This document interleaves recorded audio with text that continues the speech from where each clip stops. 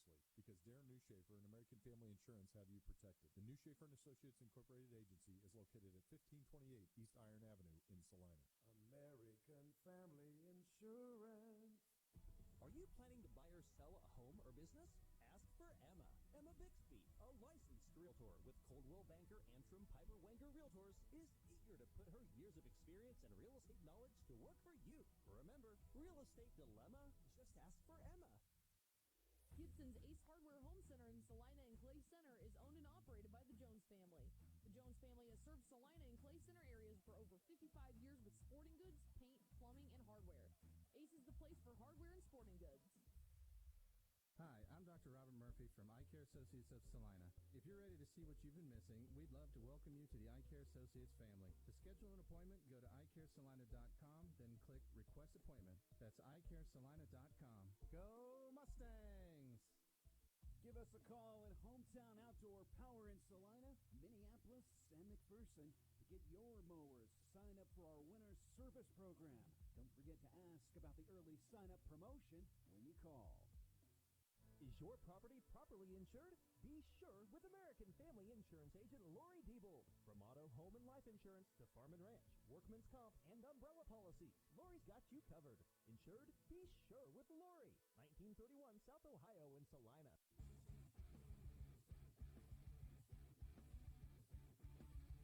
Welcome back into the Freddy's and Mocha's pregame show here on Sports Radio 1150 KSAL. I'm Pat Strothman. The Salina Central Mustangs are in town tonight as they welcome in the Maize Eagles. And to talk more about that game, we visit with the Salina Central head football coach, Mark Sambo. And, Coach, let's go back to last week. Fourth consecutive win as your team was able to take down the Newton Railers. In the first half, you guys were dominant, leading 34-0. Second half, out comes Newton, makes a switch at quarterback. Josh Edson, really solid player, able to scoot up and down that field. They score a touchdown, and you're thinking, all right, what's going to be the response? Well, we saw the answer, and when we saw your team respond, I think everyone kind of felt like, okay, everything's going to be all right here after getting that touchdown. Just your thoughts with last week's homecoming win. Yeah, I thought we took a step forward, and that's what we want to do. They in the second half, they came out with a different pace, and the Edson kid playing quarterback and just, gave us a little bit of adjustment to it. But, I thought eventually our kids settled in, responded, and controlled the second half much like we controlled the first half. Well, speaking of control, your offensive line, that might have been the most dominating performance that maybe I've seen since being here at Salina Central High School. There's no doubt that up front, in order to make this team go, the big fellows up front have to get something going, and that might have been the most complete performance so far this season. What did you see after watching a bit of film? Yeah, I thought they were terrific. Coach Chesney thought they were the best grade out he's ever had of an offensive line group in his coaching career, and we knew how good they would be. We knew how good they could be, and we know how good they are. So everything we do really drives through them. Even pass game, they don't get a lot of credit for it, but our pass protection is at times next level in how we pass off things and what we do. So that's a credit to our kids. That's a credit to Coach Chesney. But they were extremely dominant of a pretty good Newton team that held a very good Maize rushing team and an individual to less than 150 yards. And I think Cooper ran for 168. Jackson had just shy of 100 or just over 100. It was really a complete game, and we need to definitely credit our offensive line for that. Talking with Salina Central head football coach Mark Sambo here on the Freddy's and Mocha's pregame show on 1150 KSAL. Cooper Chard going into that senior night, homecoming night, no touchdowns on the ground. He has 4, and I think every single one of them got better and better and better, including the final one, a 33-yarder, which when he got up the field, I'm thinking, man, where has this kid been? But I think we're starting to see this kid mature and starting to get a feel of what a running back truly is once again. Yeah, I think that was his most confident run of the night. He made a guy miss, and then he exploded through 2 angle tackles from that third level. That's exactly what we wanted Cooper.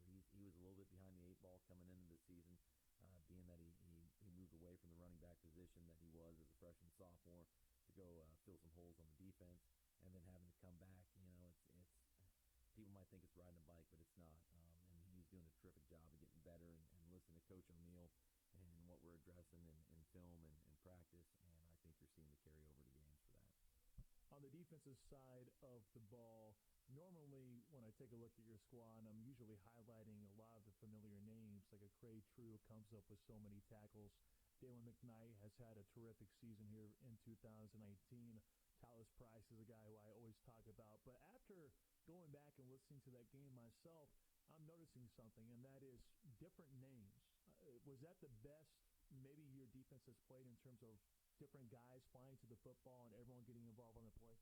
Anytime you're doing that, I think your defense is playing well. We definitely have a lot of guys, and that's something that Coach Kingsbury emphasizes, getting guys around the ball. Their activity ratio, where they end up. That's a big point of emphasis for our staff and our defensive side of the ball. So it's exciting to hear more kids being around it, more kids making plays. But we definitely, our guys that need to make plays. I've got about 440 now. Price and Stewart and Cray. And Preston, including everything. Those are guys that you're going to pretty typically hear, but it's exciting that we're hearing some other Okay, I can do that. And becoming maybe more involved and more complete. Okay. Talking with Mark Sambo, head football coach for the Salina Central Mustangs here on the Freddie Smokas pregame show on 1150 KSAL. Coach, you know that tonight's challenge is going to be a really tough one. The Maize Eagles come in unbeaten. Looking at Maize from last year to this year, you would think that the Eagles would have a drop-off with no Caleb Grill at quarterback, but that has been far from the case. Camden Jurgensen has just filled in, wide receiver last year, but you can tell that he's a quarterback doing pretty well this season.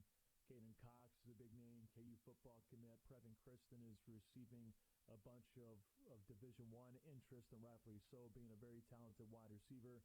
KJ Hampton's a good guy in the slot. And then, by the way, the defense just so happens to be maybe the most aggressive defense that you might face right next to Derby, more than likely. A really tough opponent tonight. What really jumps out? Yeah, I would say from an individual standpoint, they got a couple of the premier guys in the ABCTL. Across the board, I don't know if they're quite the matchup that Derby is, but I guess you could say that every year. Derby's Derby, but they're a very good football team, and we're happy they graduated some individuals from last year. But like you said, Caleb Grill graduates, but they got a newcomer that's a pretty good football player and a pretty good quarterback and a good leader on that team, making really good decisions. Defensively, they are aggressive. They definitely wreck some havoc. And I think that's their purpose. They want to put us in difficult situations and put us behind the chains and get you out of your comfort. So winning first and second down are going to be crucial for us. Being able to get in those comfort calls on third down or second and short will definitely play in our hand. Maize offensively, 43 plays of 20 yards or more here this season. How big is it tonight to contain the big plays in Maize? Yeah, for sure. I think they kind of have that same mentality that we have. We're going to keep trudging along, and then eventually, explosive play is going to happen. And they got explosive individuals, as we've talked about. But we're definitely going to have to limit the big play. Definitely have to create some turnovers, get some short field, and take advantage of it. All right, Coach, best of luck. Appreciate it. Thanks. That's Salina Central head football coach Mark Sambo here on the Freddie Smokas pregame show on 1150 KSAL. Kickoff is coming your way next. You're listening to Mustang Football. Jeep Adventure Days brings great deals on new Jeeps to Marshall Motors in Salina, like $5,000 off a new Jeep Renegade Trailhawk or $6,000 off a new Jeep Cherokee Limited. Save now at Marshall Motors, located on South 9th Street or online at marshallmotor.com. Lowest rates, flexible plans, exceptional customer service, and coverage for everywhere you are. Say goodbye to being just a number. Say hello to something different at Next Tech Wireless.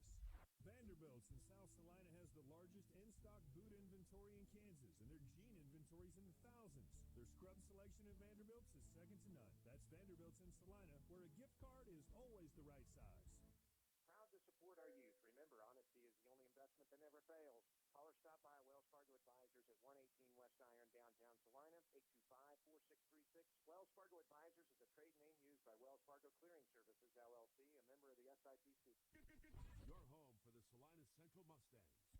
Sports Radio 1150 KSAL. Salina, a Rocking M media station. Welcome back to Thursday night coverage of the Salina Central Mustangs here on 1150 KSAL. Alongside color analyst here, news producer and studio engineer, Michael St. John. I'm Pat Strothman.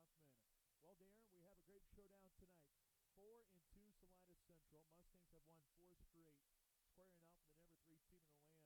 Not in the land, but in Class 5A. It feels like the land because Maize has been so dominant this year. The Eagles are 6-0, and they haven't been touched at all throughout the year. Maize has outscored opponents 288-40.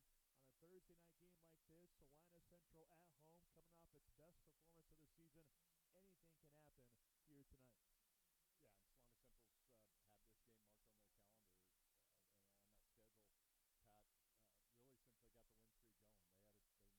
calendar and on that schedule, Pat, really since they got the win streak going. They knew they had an opportunity to run the table after starting 0-2, but to do that and have a win streak heading into the state playoffs, there was going to be this big matchup here at Salina Stadium against the Maize Eagles, and quite frankly, a program that's had Salina Central's number over the last half decade or so, and obviously Coach Sambo got a taste of what Maize can do last year with the athletes that they can put out on that football field. So I think he has some ideas and some plans in store for us offensively on some ways that they might be able to hurt this Maize team. But to me, it's going to come down to can the Salina Central defense rise to the occasion and make things tough for that Maize Eagle offense. No doubt the Maize Eagles are quite explosive offensively, averaging 48 points per game. They've had 12 40-point games since 2016. That is very explosive. Eagles are 6-0 this year, and they have a senior-laden skill position group led by quarterback Cam Jurgensen, halfback Caden Cox. The Maize will be on the defensive side to open this contest as Cole Seagraves, the 5'7" sophomore, has the ball teed up at the 40. Low kick, end over end. Back goes Gage Presser out about the 5, and the ball goes spinning into the north end zone. Salina Central gets the ball to start. And Darren, last week, Salina Central had 541 yards of offense. That's the most under Coach Mark Sambo, and it's all because of the big fellows up front. They're going to have to be really sharp today versus a very solid defensive line group. Yeah, the big uglies up front are doing a really nice job, really coming into their own here in the season. And I was very impressed last Friday night with Salina Central's balance, rushing and throwing the football. 1st and 10 for the 20-yard line. Receiver right, one left. Hand out to Cooper Chard, and he actually hit the foot of Jackson Cavanaugh. Cavanaugh got the snap, handed it off, and Chard just went falling to the turf. There was no pressure back there to force that, so a loss of 2. Not a good start there, stumbling to the 18-yard line. But Jackson Cavanaugh gets the offense set again. May shows 4 down linemen. 2 receivers left, 2 right for Cavanaugh in the gun. A Maize Eagle on the far side comes across for an offsides penalty. Keaton Robertson, ABCPL Division I honorable mention pick a season ago. The 6'2" senior defensive end comes across for 5 yards for Salina Central. Yeah, and that's a nice way to make up for kind of a self-inflicted wound there on the opening play of this contest offensively for the Mustangs with the quarterback and receivers' feet getting tangled up, and Cooper Chard going down for a negative 2-yard gain or loss on the play, get 5 yards back on that penalty. Cooper Chard, his second carry, goes up the middle, and he gets tripped up. All those go to the 25, so a gain of 2. Carson Wheeler, the senior middle linebacker with 43 tackles on the season, makes the stop right there to bring up a 3rd and 5 on the 25-yard line. A minute plus into the game, Central with maroon jerseys, gray pants, numerals in white, the helmets in maroon with a chrome Power Mustang on both sides. 3 receivers right, 1 left. Cavanaugh drops back. Here comes a blitz. Chucks it near side. Goes off the hands of Logan Heigl. Great coverage by the Maize Eagles, as Maize likes to rotate in some different guys. Making the play here was an outside backer. Sky Adams, the 5'9" junior, comes up with a fast breakup, and Salina Central has to settle for a punt to open the game. Yeah, and the Eagles brought linebacker on the blitz up the middle, and that forced Jackson Cavanaugh to scramble off to his right side and throw off the run, and the ball just kind of floated a little bit. Heigl had to wait for it to get there, and by that time the defensive coverage was there to knock the ball. Probably wouldn't have been first down yardage had the reception even been made. Low snap to Craig True on the game's first punt. High kick goes near side. Kristen bobbles the ball. It's free, but it still goes right to his chest at about the 49-yard line. Trevin Kristen was running up to the ball, and it went off his glove. Salina Central was just trying to deal with the coverage of the punt team, and yet somehow, someway, Trevin Kristen finds a way to reel in the ball at the 49-yard line of Salina Central. Yeah, I think Kristen, his eyes got really big because there's not much hang time on that punt by True. Decent distance, but not much hang time. I think Kristen thought he had an opportunity to catch that on the run and go for a long ways.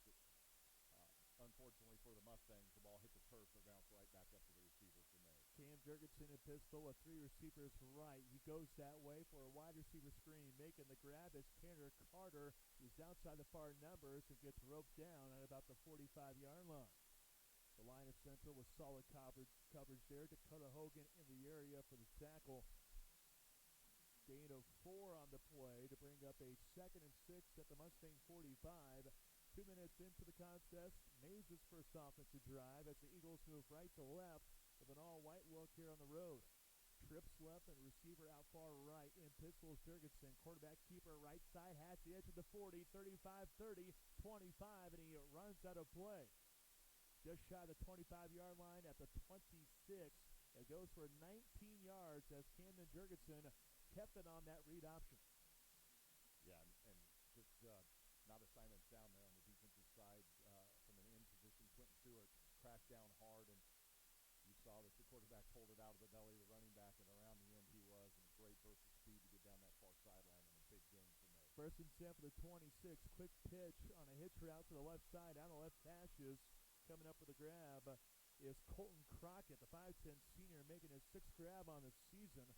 2 different Mustangs there to gang tackle him. Dalen McKnight and Gage Presser both in the area. Goes for a gain of 5 to the 21. Maize knocking on the door of the Next Tech Wireless red zone on the first drive here for the Eagles. Scoreless game, 9:20 to go in the first quarter. 3 receivers right. Jurgensen keeps it again, rolls to the right, floats it, and it's off the hands of the intended receiver, Colton Crockett, at the 10. Now, we do have 2 penalty flags at the 15-yard line, and Darren, that was a run-pass option, and the Whitecap immediately makes the call that I saw, and that was an ineligible receiver down the field as those linemen were trying to block for Caden Cox. Yeah, and that's the penalty that's become the in vogue conversation about this whole RPO, run-pass option type of offense. Is, it's great when it works because you're truly, on a play-action pass, which is where you're trying to defend or disguise a pass play by making it look like you're going to run. The offensive linemen actually know it's a pass play called. On a run-pass option type of system, the linemen think it's a run play, and the whole point is for the quarterback to get rid of that football quick enough where they don't get down the line from the line of scrimmage and avoid the penalty. That's why Maize was called for it. Penalty decline, 3rd and 5. Jurgensen retreats in the pocket, now scrambles out right side, has the corner to the 20, has the first down marker at the 15. A flag does come flying out, though, right at the 16-yard line. Jurgensen using those legs. He's more of a passer. He's only carried the ball 40 times. He has a couple strong carries here to open this game. Well, let's see what the yellow marker is all about, and it is an illegal block in the back on the Maize Eagles. Yeah, you could tell where it was thrown and what was going on. That was either going to be a block in the back or a clip, and I'll tell you right now, Cam Jurgensen is really shocking this Mustang the defenders with his speed and quickness. Yeah. You're seeing really poor angles being taken by the Mustang defenders as they're coming up trying to close and just underestimating the actual speed that number 8, wearing white and red, has on this football field right now. He was a wide receiver last year, but he's filling in for Caleb Grill, who's now at Iowa State as a basketball player. 3 receivers left, 1 right, out of the pistol. Jurgensen pump fakes. He floats it down the near side, and it's a jump ball. Who comes down with the ball? Gage Presser was there, but muscling the ball away from Gage was Colton Crockett. Another big-time grab for Colton as the Maize Eagles have a 1st and goal from the 5-yard line following a gain of 21. How that Gage for a second might have had an INT, but instead the officials say it's 1st and goal from the 5 for the Maize Eagles. Scoreless game, 8:40 left in the first quarter. Pistol look for Jurgensen. He hands it off. Caden Cox left side. Gets hit low by Gage Prester as he was trying to go by that second level to get to the end zone, but instead it goes for a gain of 2 as his knee touched down the 3-yard line. Yeah, nice job there by Prester, just come up filling that hole in his cornerback position. A good back like Caden Cox, you got to get in good, sound defensive position, and throw your hips into that. Nice job there by Prester getting his shoulder right into the midsection of Cox and bringing the big back down. Pistol snap, RPO set again. Cox gets the handoff left, but he shakes off 2 Mustangs. Now going back up the middle, and the Mustangs plug up everything. Cox gets taken down by Craig True at the 11-yard line. That's a loss of 8 on the play to bring up a 3rd and goal at the 11. Yeah, it was all started, though, by the nice play on the defensive end. I believe that was – who was that out there? Well, Craig True comes limping off the field, and here is Jurgensen. Fader out near side, back corner. Good coverage on the play as Kristen was the intended receiver. Logan Heigl comes in as a defensive back, and he comes up with a pass breakup. Salina Central's defense might have bent a little bit, but the Mustangs did not break as Maize sends on its field goal unit. Yeah, very impressive by the Mustang defense that had just been gashed early on in this possession, then bows their back on 1st and goal at the 5, and now forcing what would be a 28-yard field goal. C. Graves with a field goal try from 28 yards. He's able to sneak it through. So Maize on the board after the first drive, but the Mustangs defensively did quite well. 3-0 Eagles, 7:22 to go in quarter number 1. We'll be back after 30. You're listening to Mustang Football.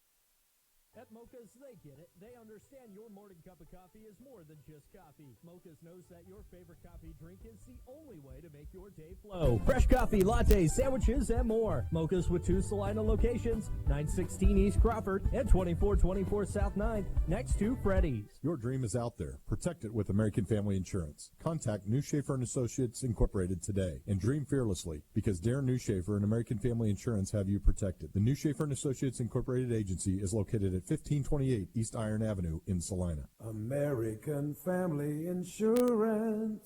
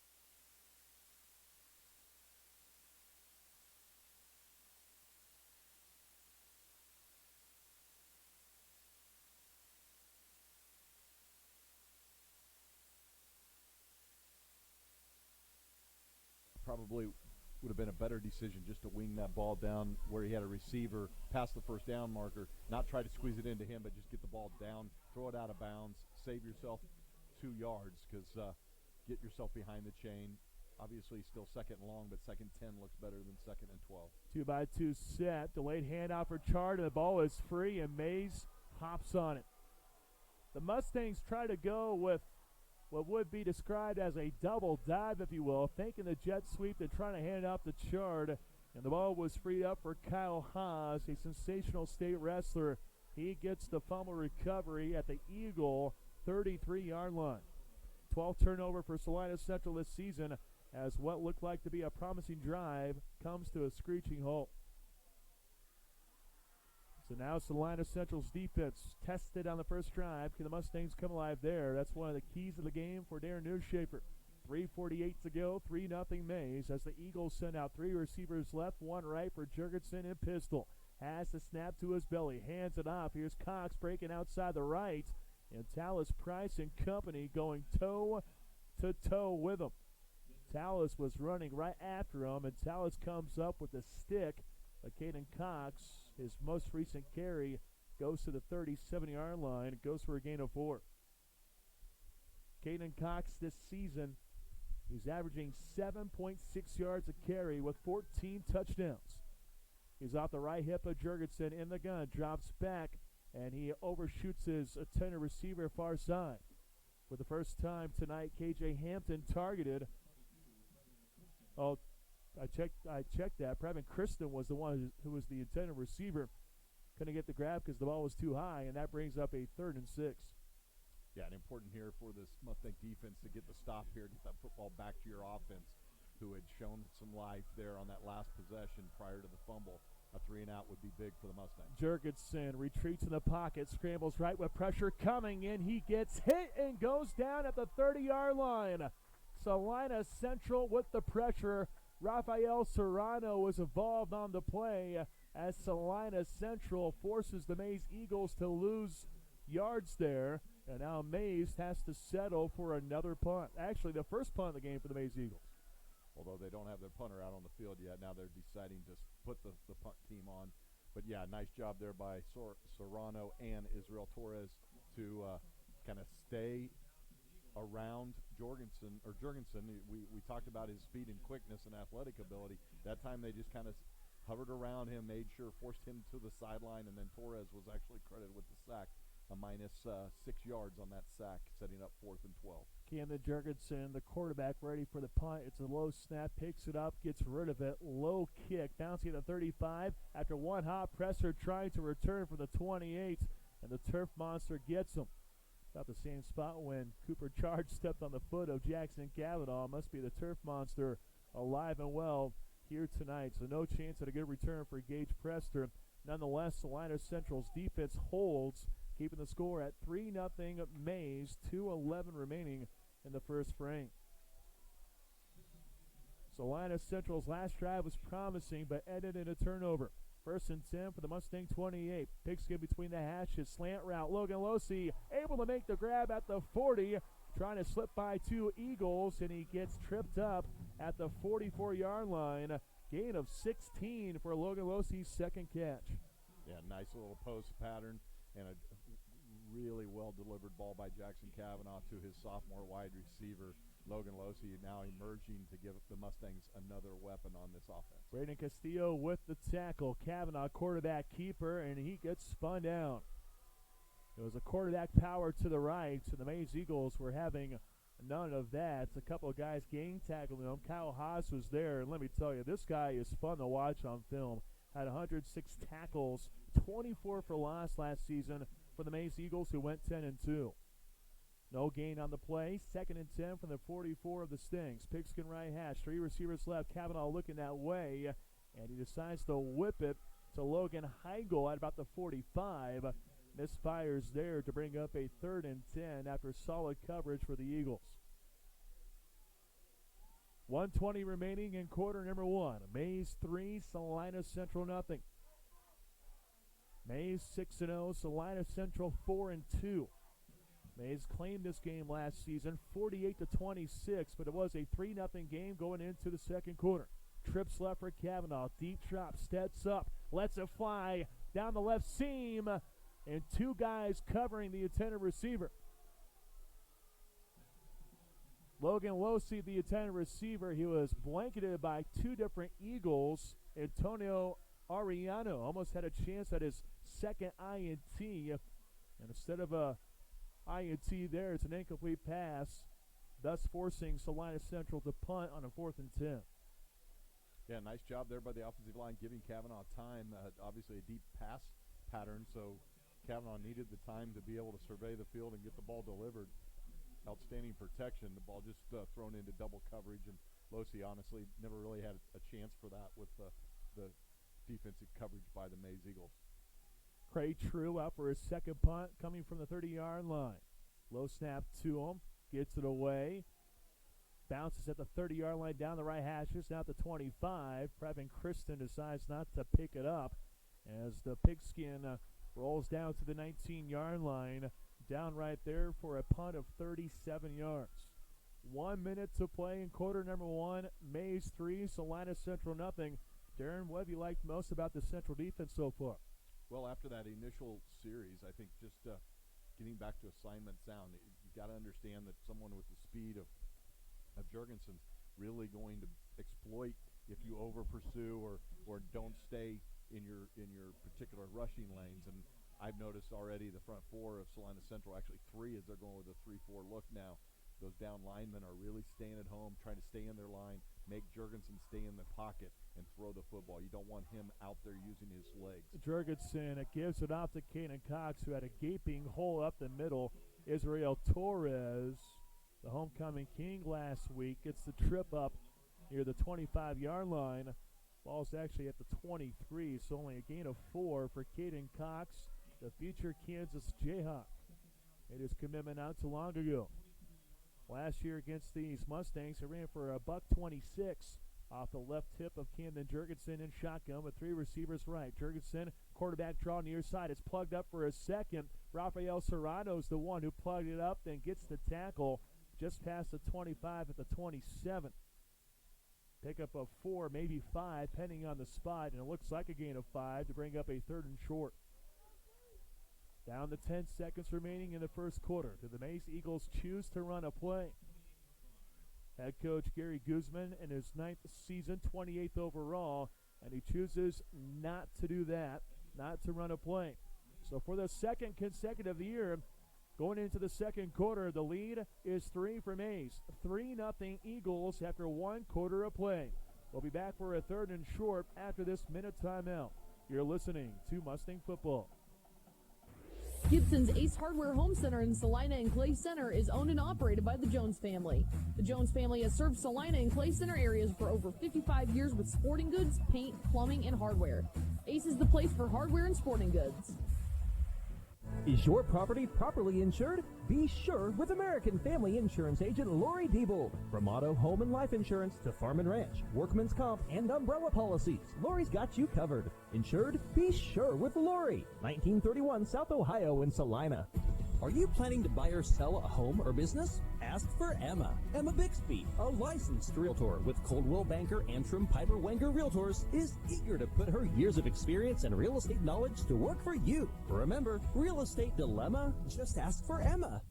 6-0 Maize 3, 4-2 Salina Central nothing as we get ready to open up the second stanza. Maize moving left to right now with the all-white uniforms here on the road. Numerals in red with black trim.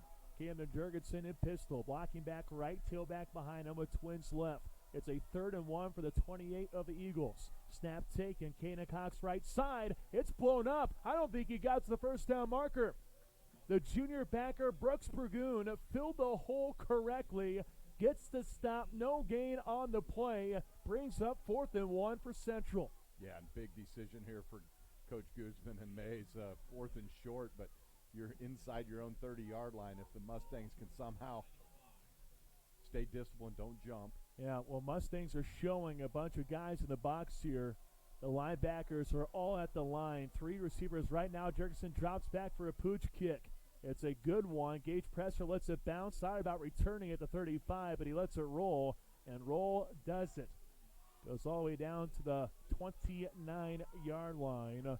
So the pooch kick goes for 40-some yards as Salina Central has the football. But what a stop there, Darren. This Salina Central defense, you wanted this defense to come alive, and so far the defense has rose to the occasion. Yeah, I mean, they're down. They've given up 3 points, but that was on a short field. If you remember the 3 and out for the Mustangs in their opening possession of the game, Maize took over after that punt on the plus side of the 50 in Central Territory, come away with a field goal thanks to a big defensive stand inside the 10-yard line and forcing the field goal attempt. And now 2 consecutive 3 and outs throwing out there by the Mustangs. First and 10 for the 29, attempted screen pass near side by Kavanaugh. He lobbed it over a couple of Maize Eagles. A guy lost his shoe. Keaton Robertson's the one who lost his cleat. Now he has it back on and ready to rock and roll. Salina Central has done well with that screen game, but maybe the Maize Eagles have learned not to be so aggressive. But that is in the DNA of Gary Guzman coached Maize Eagle squads. In shotgun is Kavanaugh, 3 receivers right, 2-step drop, floats it near side. Easy Jackson broke away from the DB at the 42.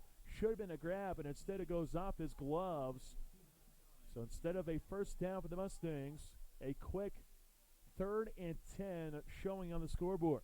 Yeah, and a great route run by Easy Jackson, but just the ball that he has to catch. Those are the plays when you get those against a team that's ranked in the top 5 of Class 5A. If you want to pull off the upset, you've got to make those plays, and that would have went for a good 15 to 20 yards and a first down for the Mustangs. They've been able to bring that in. Let's see where the pressure is here for Maize as Coach Mark Sambo whistles for his second TO. So only 1 left here for Salina Central in the half. 3 remaining for the Maize Eagles.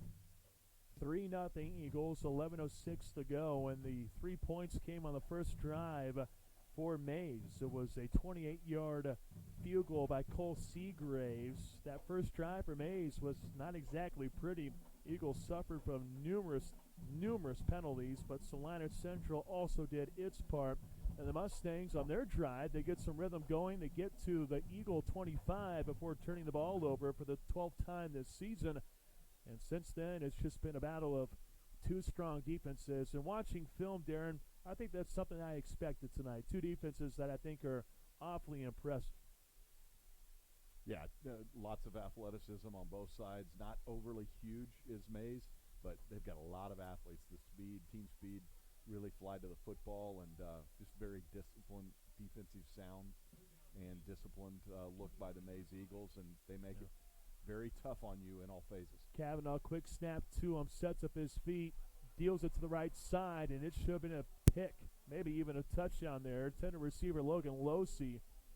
The Maize Eagles broke on the football. That would have been Antonio Ariano. This Maize Eagles defense has 4 defensive touchdowns this season. That maybe could have been number 5 because there was plenty of space there. But fortunately for Jackson, Kavanaugh, and Central, the Mustangs turned to the punt unit. Yeah, you're right. Jackson Kavanaugh very, very fortunate that that ball fell to the turf because that easily could have been an interception, and you're right, would have had a lot of green turf there with no Mustangs around him. High snap to True. Gets it away with some pressure in his face. Ball bounces at the 40 of Maize, and then it bounces again. A Maize Eagle ran right into the football. Might have been blocked into it by Salina Central. But since that happened, Maize dove on the ball at the 27-yard line.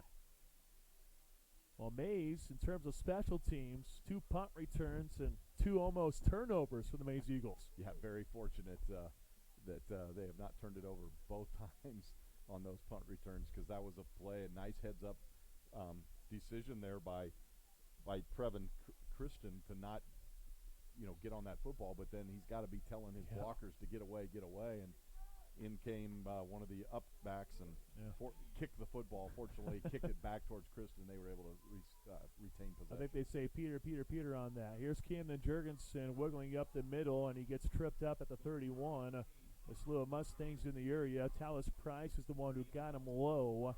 Jurgensen with a gain of a couple to the 31. It goes for 3. 10.5 remaining in the second quarter. Maize 3, Salina Central nothing. 2nd and 7 coming from the 31-yard line.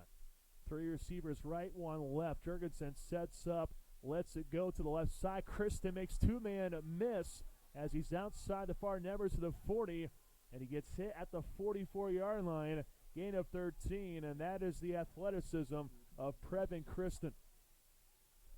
Yeah, very, very quick out there. Looked like the Mustang defenders had him dead to rights, and he put a little, looked like Madden type of joystick moves on and up that far sideline for first down yardage. Do guys like Madden? 3 receivers right, 1 left, as came the Jurgensen's out of pistol. Caden Cox rumbling down the left hashes, and tripping him up is Cade Lopez, the senior backer. I'm sure your first Madden was what? Madden 1965, something like that? Mine was Pong. Just 2 bars going back and forth there. That's exactly right. 2nd and 6 at the 48-yard line. Gain of 4 for Caden Cox. 9.5 to play in the first half. 3-0 Maize. Twins right, make it 3 receivers right, 1 left for Jurgensen out of pistol. He goes to the left side of Christian again, does a back Jew, and Cade Lopez this time not fooled.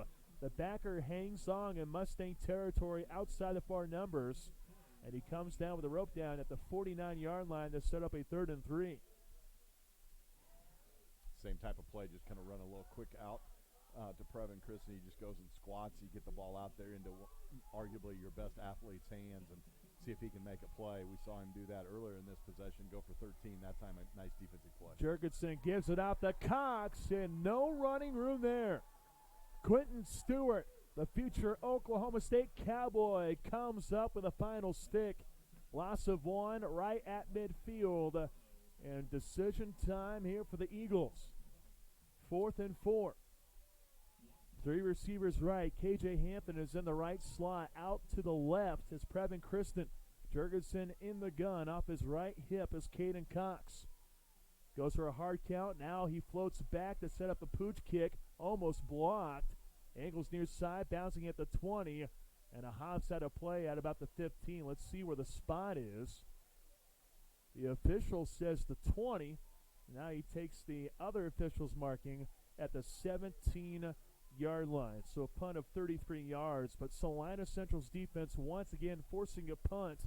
Mustangs only down 3-0 to Maize. 8:10 to go in the first half. And now it's Mustang football at the 17, making the 16-yard line. What can Central dial up? Second drive was a good one, but the Mustangs have stalled since then. Kavanaugh keeps, goes up the middle, stumbling down the left hashes, and he falls down at the 25-yard line. He found a tiny crease and gets a gain of 8 to the 25-yard line. Tell you what, Jackson Kavanaugh was really strong rushing last week, 14 carries for 90 yards. He's had a strong first half here. 3 receivers right, 1 left. Kavanaugh in the gun. Over to the right side on a screen pass. It's Logan Heigl with space to the 35-40. 45 right to midfield, and he gets to Eagle territory as he angles out at the 44. Logan Heigl with a gain of 31 as the Mustangs set up a beautiful play on the far side. Yeah, and they just found Heigl in the slot and uncovered. They had rotated a safety over there, but a nice job by Kavanaugh getting the ball out to Heigl quickly.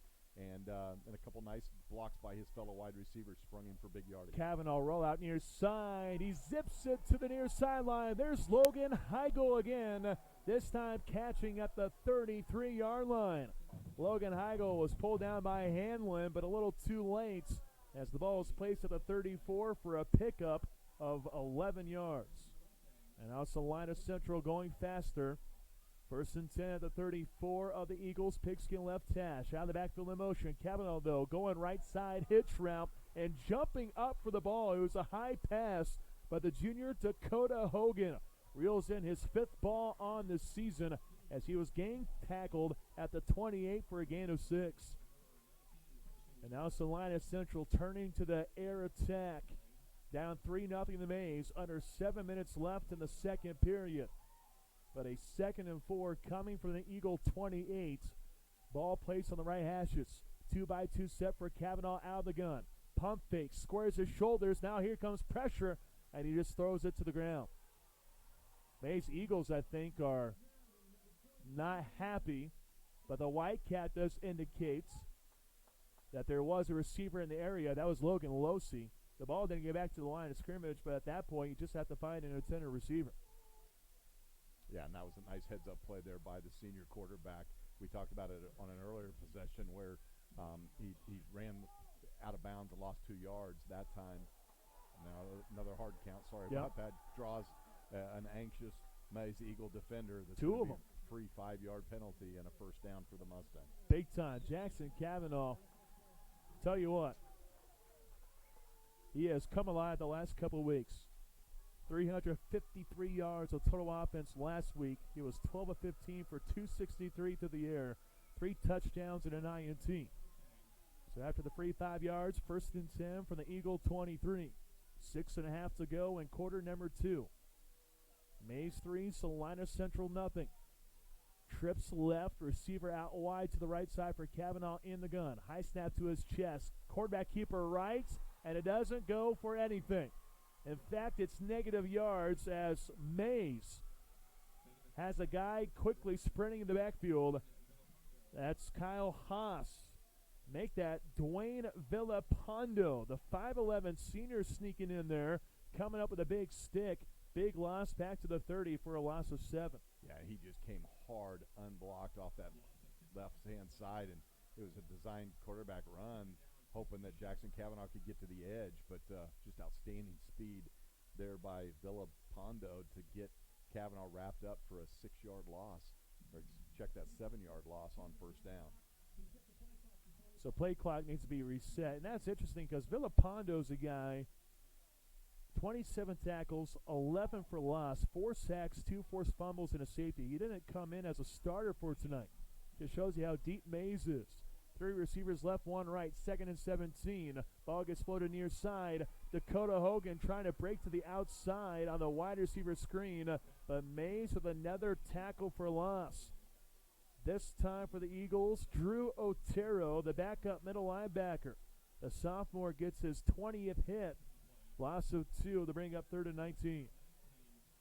3 receivers right, now 1 left with Easy Jackson. Kavanaugh, deep drop, over left, screen pass, charge to the 25, 20, 15 as he hurdles a guy and then goes down at the 12-yard line. Cooper Chard needed 19. He gets 20 on the halfback screen as the Mustangs have a 1st and 10 inside the Next Tech Wireless red zone. And how well have the Mustangs been, Pat, running screens tonight? Big 3rd down conversion there by the Mustang. Kavanaugh this time, instead of a screen pass, trying to bang up the middle, and a lot of power waiting for him in terms of the Maize defensive fronts. Kyle Haas involved, Keaton Robertson there, 3 different Eagles involved on the play. No gain on the play, but Salina Central knocking on the door. 5 minutes to play in the first half. Eagles 3, Mustangs nothing. It was a 3-0 ball game going into the second quarter last year. Maize created separation, the lead 17-6 at the half, but Mustangs trying to grab the lead.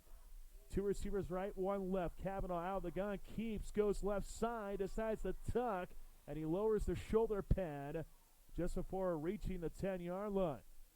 The Eagles went low. Carson Wheeler was the one who got really low as Kavanaugh grinds out a gain of 1 to the 11-yard line. We get into these close quarters down as the Mustangs get into the red zone. Maize is just sending the house. They're sending run blitz after run blitz, not thinking that the Mustangs have as much space to work around from a receiving standpoint in the secondary. They're just not giving Jackson Kavanaugh and Cooper Chard any space and gaps to run the football. 3rd and 9 from the 11. 3 receivers right. Kavanaugh going left, zips it to the goal line, and he was looking for Quentin Stewart. But just enough of a stumble as Colby Pavarnik, the junior strong safety, was able to disrupt the timing just enough. And now for your coach, Mark Sambo, Gray True has attempted 1 field goal this season. It was a 22-yarder. Cray steps on the field as Coach Mark Sambo is looking to knot up the score. Now, Maize does have a field goal block. Parker Cavanaugh comes in. Let's see where he settles at. Play clock down to 10. Settles in at the 18-yard line. This is a 28-yard field goal try, left hash. Play clock down to 3. Snap, and it was going to be a fake. But the play blown dead. Maize called timeout. They did. Parker Cavanaugh stood up, and he was going to pitch it left side, and maybe that was a better thing for Central, though, because I think Maize had it sniffed out. Yeah, I think the play was designed to go to maybe Dakota Hogan on an end around, and then probably a pass off of that as you get him out to the right side, because the Mustangs did have a receiver lined out way on that Maize sideline, uncharacteristically what you would run with a kick or a field goal attempt, and that might have been what caused the Maize coaching staff to run down and call timeout by the line judge right at the on the Maize sideline. Now we'll see at the cat and mouse game, does Mark Sambo come back and try to kick the field goal to not the score? Or do they go for it here on fourth down as they've got Jackson Cavanaugh back in the huddle with his helmet on? Well, Mark Sambo, we saw him whip out some trickery a season ago, and he does have Cavanaugh back out there. Does he force Maize to call another timeout? Probably not. That'd be something, though. 4th and 9 from the 11-yard line. 4 minutes left, 3-0 Eagles. Central not going for the field goal try. 2-by-2 set for Cavanaugh. Over to the right side is Chard. 3-step drop for Cavanaugh. Plenty of time. Lobs it back of the end zone. Was the feet in? No! The feet were not in according to the official. Logan Losey on the slant caught the ball 9 yards deep. And the official was right there to look at it, and he says that Losey was not in bounds. Salina Central's student section not liking that, but the official did have a good view at it. He was right there in the back of the end zone. Yeah, it's if this was an NFL game or a college game, this would be one that would be being reviewed. But unfortunately, in high school football, not a possibility. And I know the central side of the grandstand is not real happy, but you're exactly right, Pat. That back judge was literally about 6 feet away from where Logan Losey was when a clear view of that play taking place. So comes up, looks like Losey's foot hit the back white line, incomplete pass. Here's Cox trying to get the corner left side. Central fills and smashing Caden Cox at the 9-yard line. Kane Lopez involved. And a couple others there. Lopez comes up a little gimpy there. I think he's just kind of maybe strutting around because let me tell you, when you run into a guy who's 185 pounds like Caden Cox, might have some repercussions there. But nonetheless, Central's defense needs to come alive once again. 3:20 left in the first half, 3-0 Maize. 3 receivers right, 1 left. 2nd and 11 from the 10. Jurgensen out of pistol. Deep drop. Here comes pressure. Goes up the middle. Outside left to the 15. 20. And he runs out of play at about the 25. They do mark him out there for a gain of 15 as Camden Jurgensen is relying on those legs here tonight instead of his arm. Yeah, and good pressure forces him out of the pocket. And again, just I think underestimating the speed and quickness of Cam Jurgensen because the linebacker, I think it was that same Cade Lopez over there, looked like he had him in his sights, and then Jurgensen just darted to his left. And was able to scamper for first down yards. Jurgensen lets it fly down the far sideline. A diving attempt at a grab. Good coverage from Dakota Hogan. A 10 receiver, Tanner Carter, the senior speedster, can get under the ball at the 40 of the Mustangs. Long incomplete pass, and really, for the first time all night long, Darren, that felt like the first long pass attempt by Cam Jurgensen. It was. Most definitely the first ball that he's thrown over 10 yards past the line of scrimmage. Everything had been kind of little quick outs and little stop routes and things like that. But that time they took a shot deep. Obviously, with 3 minutes to go here before intermission, they need to pick up some yardage to get themselves into scoring position. 2nd and 10 for the 25. Option play left. Jurgensen decides to go near side now. Finding a seam, trying to as he breaks off one. And then he gets popped hard out of play by Cray True. Well, that was a little dangerous there for Cray, the senior, because Jurgensen was running at the play. Sometimes you don't want your guy to touch him just in case of a penalty flag, but that is gutsy there from Cray True, the senior strong safety. -3 on the play on the scramble. Yeah, Jurgensen he let up as he was going out of bounds, but fortunately for Cray True, he was not out of bounds yet. He was just right at the line. That probably happens a split second later, and they do probably flag Cray True on that, but a nice second down stop, 3rd and long here for the Eagles. Yeah, Mustang showing blitz. Jurgensen looking near side, slant route. Christian jump ball, comes up with a grab, and then he drags a Mustang past the first down marker to the 38. Almost a great play for Salina Central's Logan Heigl, but Kristen instead too strong. Gain of 16 on the 3rd and long. He is a good-looking wide receiver for this Maize Eagle offense. He caught that ball about 2 yards short of the yard to gain for first down yardage, but you're right. He carried Logan Heigl for another 4 or 5 yards to pick up and convert on that 3rd and long. But now do we have a penalty flag? Central's clapping. Well, behind that play, number 54, the right tackle Nate Harding for Maize, and Quinn Stewart had gotten into a little verbal jousting at the wrap-up of that last 3rd down conversion, kind of behind the play. Yeah. And Quinn Stewart got up off the ground after Harding had blocked him, and Harding was in his ear the whole time walking back the line of scrimmage. I think the Whitecap just told him, hey, why don't you get over the sideline and cool off for a play. 2.5 to play in the first half, 3-0 Maize. 1st and 10 for the 38. Out pistol. Jurgensen steps up, bombs it near side. Kristen looking for the ball, and it is incomplete. Kristen was trying to twist, bend, trying to find that football, but it was a tad bit overthrown. Good coverage from Logan Heigl to bring up 2nd and 10. And now Nate Harding back on the field. I think the Whitecap also, as you mentioned there, just said, hey, go over to the sideline, come back, and then we'll be okay, as it was just one play sacrifice for the junior right tackle. 3-0 Maize. It's been that way since the 7:22 mark in the first quarter. 2nd and 10 from the 38-yard line.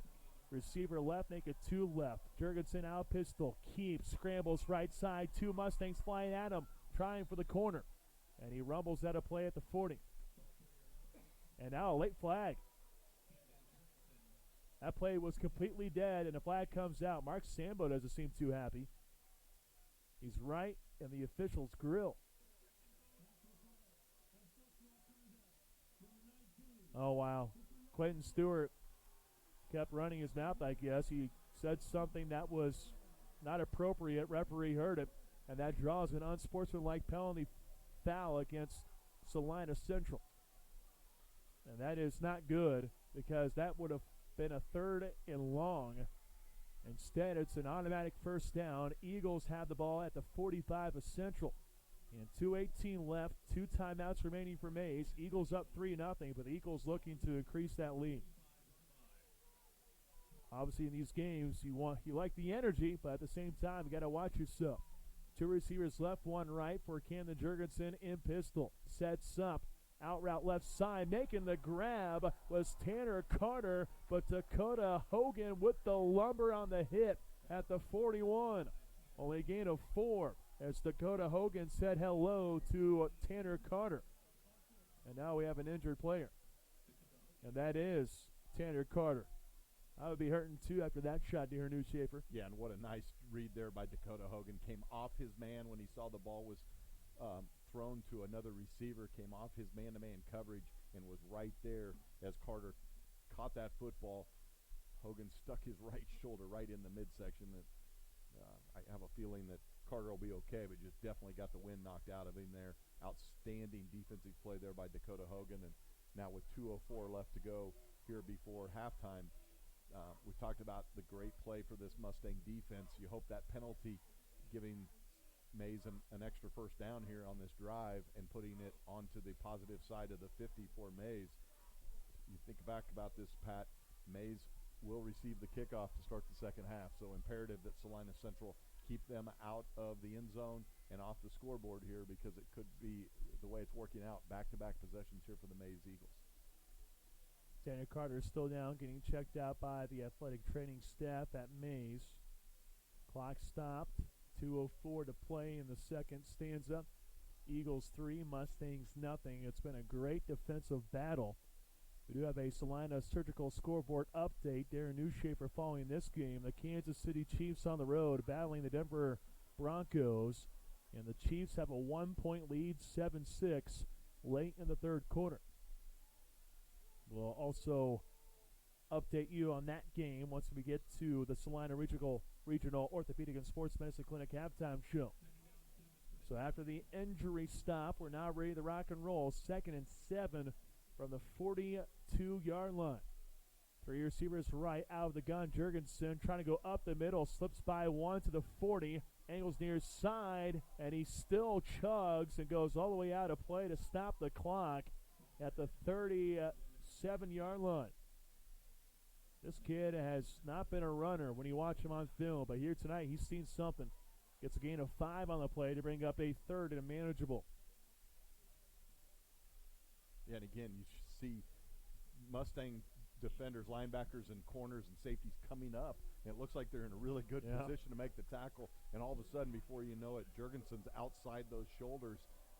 That was a play that looked like they were going to have outside leverage, and he just continued to juke and move and then use that outstanding speed to get to the edge. Play call comes in late, blocking back outside the right tackle. Kristen looks confused. Play clock down to 1. Timeout called for? Yes, Gary Guzman does call for the timeout. So second one used here for the Eagles with 1:52 to play in the second quarter. Eagles sporting a 3-0 advantage over the Salina Central Mustangs. The Maize Eagles last season, a 10-2 mark. This team has had 7 wins or more since 2016. Eagles lost in a shootout to Wichita Northwest in the semis, denying a look at a first state championship. Maize in the last 31 games, there, New Schaefer. The Eagles have lost just 4 times in the last 31, and the Eagles have just 4 league losses since 2016. Safe to say this Maize Eagles program is awfully impressive. I give credit to Salina Central. Mustangs are showing heart and grit here tonight. Yeah, very impressed with the defensive effort here by the Mustangs, and we've seen that confidence build. You know, the last couple, obviously the campus game, they were just absolutely dominant on the defensive side, and were for basically 3 quarters last week as Newton came to town, and Salina Central defensively just doing a nice job. Got a good rotation of athletes back in the secondary. You're seeing different kids getting in there and playing. Yeah. Logan Heigl now basically a fixture at the cornerback position as they move gauge pressure more to a safety role. Jurgensen tosses left side down the seam. Ball was caught by Carter. Then the ball got poked free. It's loose. It's back at the 39, the original line of scrimmage. Central, though, celebrating, and the Mustangs have the ball. Rafael Serrano gets the fumble recovery as Salina Central jars the ball loose. Only the 4th turnover this season for the Maize Eagles. Dalen McKnight was involved on the play, but Rafael Serrano gets the fumble recovery. Yeah, and it was Gage Prester from that safety position coming up and putting the stick out there with also with McKnight, and that's what jarred the ball free. A skirmish on the scrum on the field trying to get to that loose ball, and it looked like Maize had players around it, but give Serrano credit for coming up, and now Salina Central with 1:40 to go and 1 timeout at their disposal has an opportunity here to put some points on the board before break. This drive starts with the quarterback keeper Kavanaugh trying to go between the far hashes and far numbers. He got popped pretty good by Kyle Haas, the defensive tackle, returning guy who was an ABCTL Division I All-League player last year. Maize does get the football to open the second half, in case you're wondering. As Salina Central looks on the scoreboard, clock rolling down to 1:15. Mustangs trailing 3-0 to the Maize Eagles. 2nd and 6 from the 43 after a gain of 4. 3 receivers left, 1 right for Kavanaugh in the gun. 3-step drop, here comes pressure, floats it far side, and Quentin Stewart went with the out route, got the catch at the 49 of the Eagles, maybe the 48, gain of 9 or so as Salina Central moves the ball, gets the first down, and the clock stops with 1:01. I'm glad to see the big guy out there, one-on-one coverage, and just doing a little stop. You know, play a little basketball, if you will. Just get him down there at that big body. There's those cornerbacks, there's no way they're going to get around him. He can almost like box them out, shield them away from the football. 3-step drop for Kavanaugh, looking for the big man once again. Quentin Stewart cannot come up with the grab this time at the 40. Had he caught it, would have allowed the clock to keep rolling. Only a few seconds leaked off the scoreboard. 57 seconds to go in quarter number 2. Maize with a 3-0 lead at Salina Central has had a couple of promising drives. The second one in the first half resulted in a fumble at the Eagle 25 or so. Salina Central's last drive was a turnover on downs, but the Mustangs almost had a touchdown had Losi had a foot in a little bit better.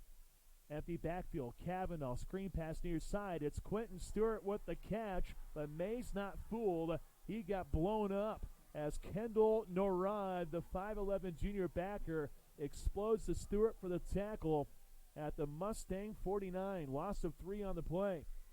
And now the clock rolls to 37 seconds. Eagles with a timeout left. Mustangs with 1 left. Neither team flinching here. 2-by-2 set. Stewart looks confused as Kavanaugh retreats in the pocket, out of the gun. Bombs it down the left side, outside the hashes, looking for a high goal. But great coverage on the play by Andrew Hanlon, a senior right corner who was covering Logan Heigl step for step. And now you have a 4th and 13, down 3-0, 21 seconds left. Coach Mark Sambo sending on the punt unit. But if anything, Darren Newshafer, the Mustangs were able to at least take some time off the scoreboard, thus preventing Maize from maybe getting a big score. But now the Eagles, they call for a timeout, and if you're Salina Central, you have to turn to film. If you watch what took place last week, Maize, the Eagles special team-wise, they like to run some very unique things. Last week, they had like a guy get the ball on a kick return. He faked a handoff to a guy who came in bunched, and then they faked another handoff, and then finally this one guy took off with the ball. They like to do some creative things in the special teams game, so Salina Central has to be prepared here, especially with the deadly legs of Previn Kristen. Well, and with no timeouts now, as Maize called this timeout here prior to Salina Central's punt, if I'm Mark Sambo, I'm telling Trey True, the punter for the Mustangs, to punt this ball out of bounds. Yeah. There's by the time everything goes, you're probably going to have about 16, 17 seconds at the very most. If you're Maize, you just got to get this ball off, kick it away, and actually Maize is in a safe formation. Yeah. They don't even have anybody back. So Craig True punting at the 35-yard line. Just long he has time to punt, everything will be okay here. Good snap to him. All day the kick. Good kick. Knuckleball bouncing at the 10, at the 5, rolling, and a little too strong as Logan Heigl decides to slide 9 yards deep in the end zone. His launch point was about the 5. Good distance there. Had it been a slip and slide contest, I would say that would be an A+ there on the attempt, but instead, it's not. It's just turf. Slip and slide. Now you're showing your age. Hey, there's this one hill in Seneca, Kansas. It's right next to the Knights of Columbus. I'm telling you right now, fantastic hill. The best hill for slip and slides. I will say, though, if you're going to do a slip and slide, please be aware. Don't try to just come up with one just for, I can do this myself, because let me tell you, it'll come back to burn you, as in your body will have plenty of marks. Camden Jurgensen looking to kneel the ball, and he does, and that wraps up a very impressive first half for Salina Central. Mustangs really showed their strength. They are battling with the number 3 team in Class 5A, the Maize Eagles. 3-0 Maize after 2 quarters of play. Let's take a 2-minute timeout, then come back for the Salina Regional Orthopedic and Sports Medicine Clinic halftime show. You're listening to Mustang Football. Area athletes and even weekend warriors have a big home field advantage. Salina Regional's Orthopedic and Sports Medicine Clinic, working with athletes of every level to help prevent injuries or to heal through surgery and rehabilitation. You can count on Salina Regional Orthopedic and Sports Medicine to get you back in the game. Led by orthopedic surgeons Drs. Timothy Hawks and Travis Rump, and sports medicine physician Dr. Matthew Pyle, along with an A-team of certified athletic trainers and physical therapists, Salina Regional Orthopedic and Sports Medicine provides athletes with the highest quality, most timely care. At the school, on the field, or in our clinic, we're ready wherever and whenever you need us to help you get back in the game and keep you in the game. Salina Regional Orthopedic and Sports Medicine Clinic. The home field advantage starts here. Visit us at SalinaRegionalSportsMedicine.com.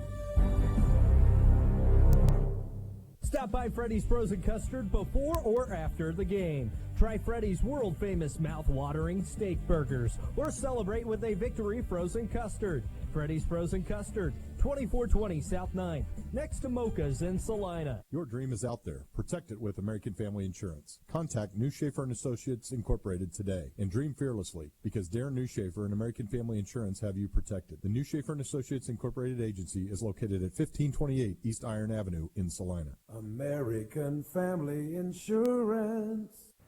Gibson's Ace Hardware Home Center in Salina and Clay Center is owned and operated by the Jones family. The Jones family has served Salina and Clay Center areas for over 55 years with sporting goods, paint, plumbing, and hardware. Ace is the place for hardware and sporting goods. Are you planning to buy or sell a home or business? Ask for Emma. Emma Bixby, a licensed realtor with Coldwell Banker Antrim Piper Wenger Realtors, is eager to put her years of experience and real estate knowledge to work for you. Remember, real estate dilemma? Just ask for Emma. Your home for the Salina Central Mustangs.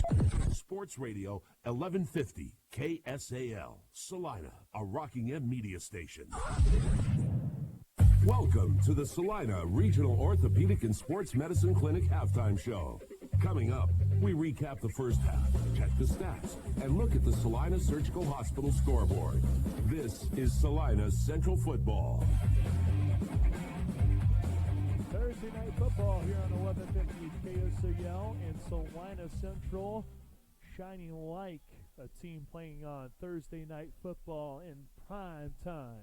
Salina Central down by 3 to the Maize Eagles, 3-0. Really, that first half, I imagine Aaron Newshafer would agree with me. Central, I thought, really won that first half, competing well with the number 3 team in Class 5A in Maize. Welcome into the Salina Regional Orthopedic and Sports Medicine Clinic halftime show, working with athletes of every level to help prevent injuries, enhance performance, or to heal through surgery and rehabilitation at the school, on the field, or in their clinic. They are ready wherever and whenever you need them to help you get back in the game. The home field advantage starts at Salina Regional Orthopedic and Sports Medicine Clinic. Well, Salina Central, on the first drive of the game, the Mustangs had to punt the football. Previn Kristen was able to bring the ball up to Mustang territory to the 49 for the Maize Eagles. Eagles, although their first drive had plenty of yellow flags on the football field, the Maize Eagles were able to at least get inside the next stick wireless red zone, but Salina Central's defense stiffened as the Maize Eagles had to settle for a 28-yard field goal by sophomore Cole Seagraves. He nailed it, 7:22 to go in the first quarter, and that was the only score we saw in the first half. Now, a couple of possessions I want to highlight. Salina Central's second offensive drive had plenty of rhythm. Mustangs get to the 25-yard line or so of the Maize Eagles. Then they fumble the football, allowing the Maize Eagles to take over. But the Maize Eagles couldn't capitalize, and we didn't really see a solid drive until the end of the second half, both from Central and with Maize. Although midway through the second quarter, the Salina Central Mustangs, they could have settled for a 28-yard field goal from Cray True. Cray has hit on a 22-yarder before. He's 1 for 1 going into tonight. But the Mustangs, timeout was called for by Maize on what looked like would have been a fake field goal try on an end-around run to the right side. Central sends out the offense. Jackson Cavanaugh zips it down the middle to Logan Losey, 9 yards deep in the end zone. But according to the official, it was 10 yards deep. He was out of bounds after making the grab. So turnover on downs as the Maize Eagles recovered. And Maize, the Eagles got aided by an unsportsmanlike conduct penalty that gave a free 15 yards to the Eagles. They're looking like they're going to go in and maybe even score to make it a 10-0 lead. But the Eagles, quick pass to the left side. Tanner Carter gets popped hard by Gage Prester.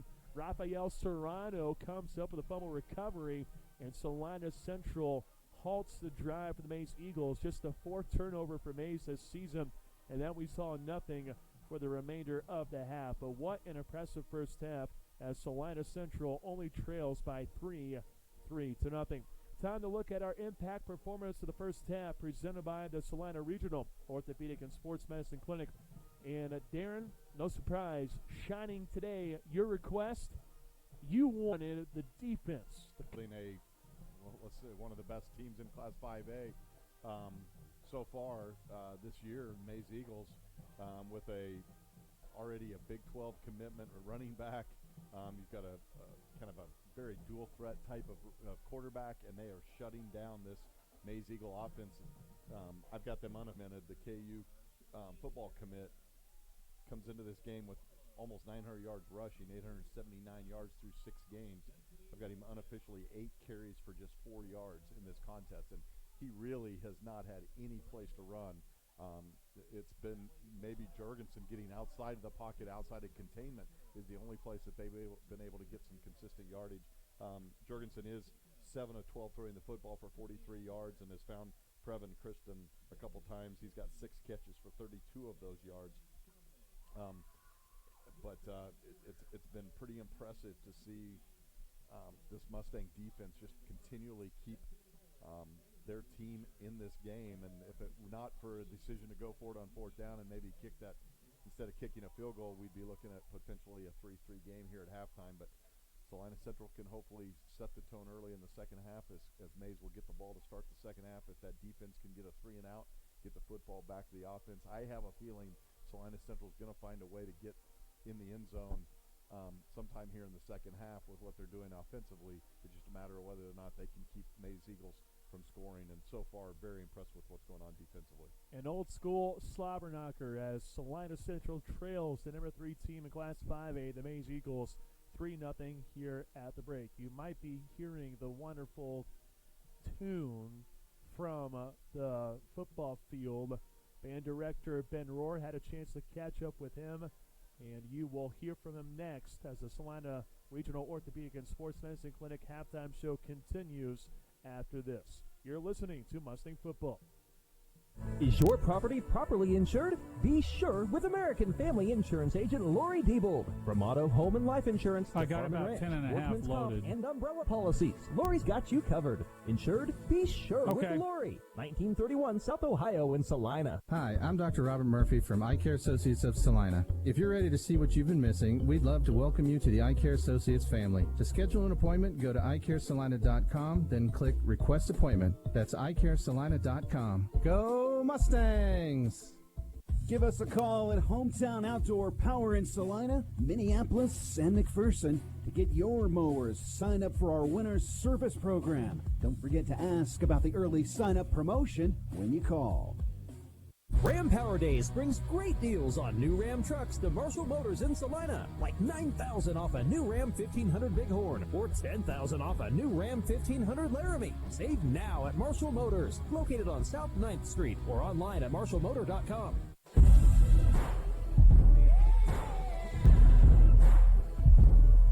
Welcome back into the Salina Regional Orthopedic and Sports Medicine Clinic halftime show.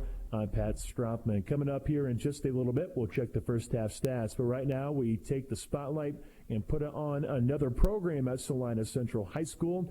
And today, we talk about band and all things band with Ben Rohr, the band director. And Mr. Rohr, exciting times here for the fall.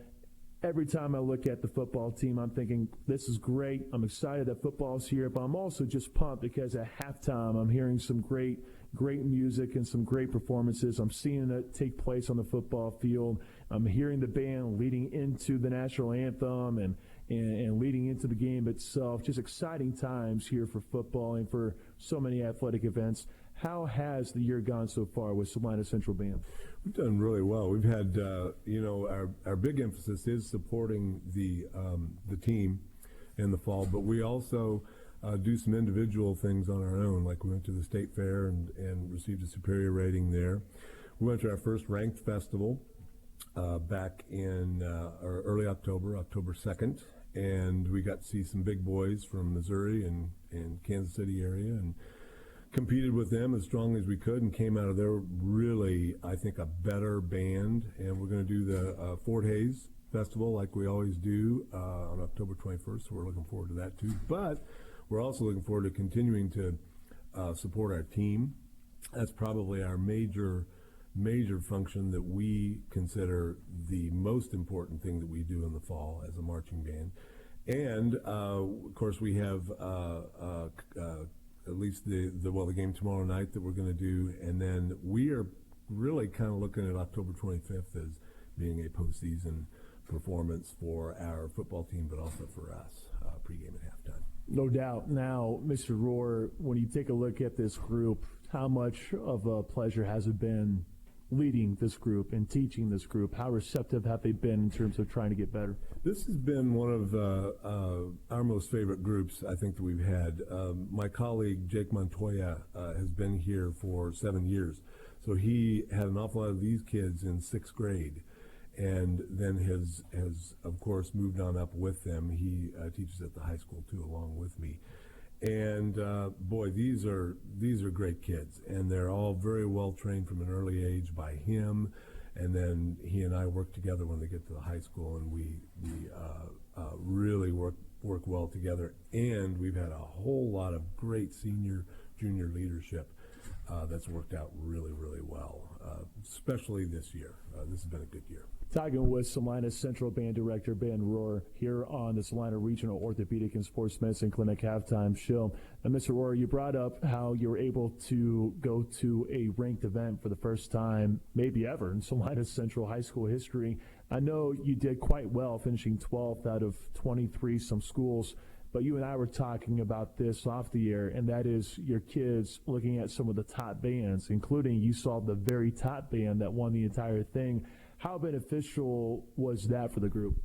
You know, that's just like football players really watching film, basketball players watching film. You do that of other schools. Of course, we don't compete against bands head-to-head like athletes do, but we can take things from their performances and figure out, oh, yeah, did you see how high their horns were in that one spot? That was really cool. That was a nice effect. Did you see how at that slow tempo they kind of curled their toes just a little bit more when they marched?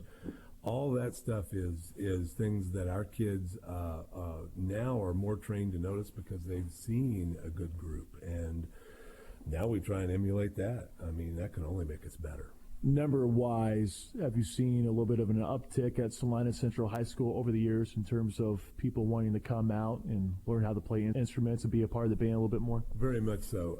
We're at 100 exactly right now, and that has been a slow rise ever since really Jake Montoya has been here. There was a year where we were pretty low. We're probably in the 60s, 68 or so. And so it's been a slow rise past 15 years as far as numbers goes since then. That is all due to him. I do start them in the 5th grade. And for instance, this year, we have 105 students in 5th grade. But then Montoya keeps those going all the way through. So as long as we get about 75% retention all the way through there, really, we ought to have, even a little more than 100 next few years. No doubt. Talking with Salina Central Band Director Ben Rohr here on the Salina Regional Orthopedic and Sports Medicine Clinic halftime show. When people talk about sports, they talk about practice and how much practice time takes place. Salina Central football does a lot of practice time. Volleyball, so many sports, they're always out there practicing. When it comes to band, pretty much the same thing, if not maybe a little bit more, considering how much you guys have to memorize being on the field with formations. On top of that, then learning the music. There's so much that goes into it. Very true. The advantage that we have is, football and basketball and those things are really extracurricular, so they're after-school activities, and they give us class time, and that's really pretty cool when you think about it. Although some of the kids probably, when they get their grades, don't think it's all that cool. But it winds up being really, really positive because they know what they have to work on. And we do care about each individual student very much. And they will get evaluations throughout the year to see how they're doing. And we have older students now that are really capable of helping those younger kids. And we count on that happening all the time. I think that's just like Coach Sambo does with the football team. I think probably Coach Modine will follow Coach Finch. And 2 minutes left on the interview. You can't learn any better than that. I mean, you learn from the seniors and juniors. Wow, that's the best possible thing you can do. Now, going forward, we all know that you're about to be switching over to the Brick House before too long and having the pet band be involved with that and make well, it a I great got council, the one of regional hottest health places, I center think, spot out to there in the play, state and of then Kansas. there was a couple others, On but top I of can that, you move them also have around. a Christmas type performance that's coming up. Yeah, you got to put the earplugs in when Well, you're I can just come back to you. I can just play like a 30 out of We this. take pride in our drum line and in the band as far as that goes for creating some energy. We feel like it's a special kind of energy that we have at the basketball games. And we go by what the coaches tell us, and the coaches say all the opposing coaches in the league, they hate us. They can't stand us because they hate coming there because they can't hear during their timeouts. And that is, of course, our intent, even though it's maybe not exactly the nicest thing to do. But we love our school, and we want to be able to compete in the strongest way we possibly can. So that's how we do that. The concert that we have coming up on December 12th is our Joyous Noel.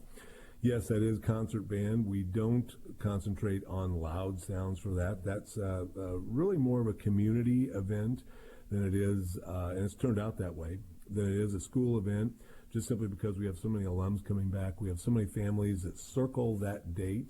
They want to make sure and come to that concert because it is just holiday music, and it's choral, it's you want me to just come right back to you? Everything. It lasts a little over an hour. Okay. I guarantee you that if you go to that concert December 12th, 7 o'clock p.m., that you will wind up coming out of there refreshed and ready for the holidays. Put that on your calendar. Mr. Rohr, thanks a lot for the time per usual. You betcha. Thanks, Pat. That's Ben Rohr, band director at Salina Central High School, here on the Salina Regional Orthopedic and Sports Medicine Clinic halftime show. Up next, we'll visit the first half stats. You're listening to Mustang Football. Lowest rates, flexible plans, exceptional customer service, and coverage for everywhere you are. Say goodbye to being just a number. Say hello to something different at Next Tech Wireless. Vanderbilt's in South Salina has the largest in-stock boot inventory in Kansas, and their jean inventory's in the thousands. Their scrub selection at Vanderbilt's is second to none. That's Vanderbilt's in Salina, where a gift card is always the right size.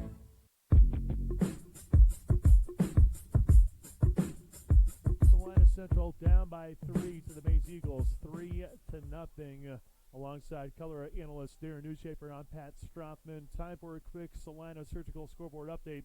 Opening their doors in 1999, Salina Surgical Hospital is proud to be partially physician-owned.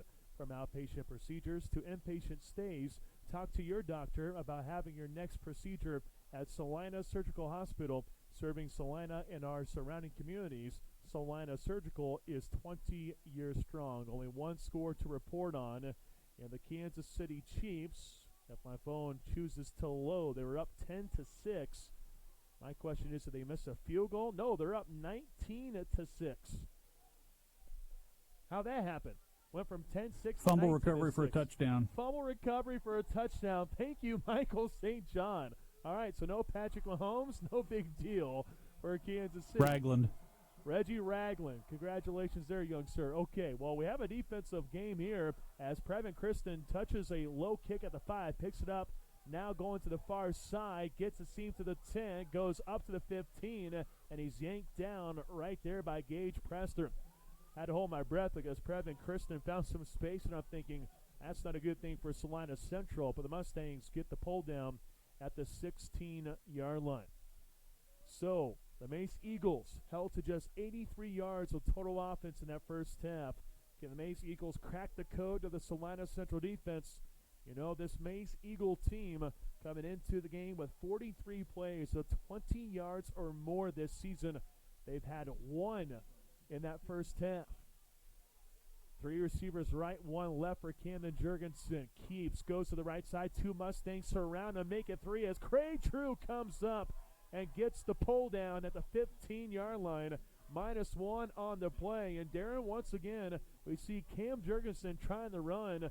Salina Central trying to adjust to that here for half number 2. Well, he's trying to run because right now Caden Cox, the All-State candidate at tailback, has been just completely shut down by this Mustang offense through the first half. And so when your quarterback can run off of those disguises to the key tailback, it makes things a lot easier. Right now, they're not respecting Caden Cox being able to throw the football. 3 receivers left. Kind of a weird play design as KJ Hampton gets his first grab tonight. 3 receivers left. He kind of stopped on a hitch route. Central jumped the route, but K.J. Hampton was able to get by 3 different Mustangs. He got it to the 27-yard line, so a gain of 12 for a Maize first down. A minute plus into the second half, 3-0 Maize. Eagles moving left to right in the all-white look here on the road. Camden Jurgensen, Riach, and Caden Cox left, pushing the pile as he went between left guard and left tackle. But Salina Central with a fill. Kay Lopez and Dalen McKnight both involved on the play as Caden Cox maybe has his best run. He had 4 yards in the first half, and his first carry here in the second half goes for 4 to the 31. Yeah, and that's kind of what I expected to see out of Maize tonight. Just Caden Cox just lining up and power football right up the middle of this Mustang defense. That was the first time they got a surge and able to get 4 yards for the senior tailback. 2-by-2 set, retreating in the pocket as Jurgensen out of the gun. Goes up the middle and forced Jurgensen to come to him. He was right there to wrap him up, a 1-yard tackle for loss. 3 receivers right, 1 left. Jurgensen deep drop. Now he lets it fly down the far boundary, diving for the ball, but unable to come up with a grab. Looks like Kristen over there. Yep, Kristen's the one who leapt. Dakota Hogan and Gage Presser combining on the coverage. And we've seen that a couple times. Only saw it maybe once or twice in that first half. Jurgensen just not finding the touch. He has a great receiver in Kristen, but he's unable to run underneath it.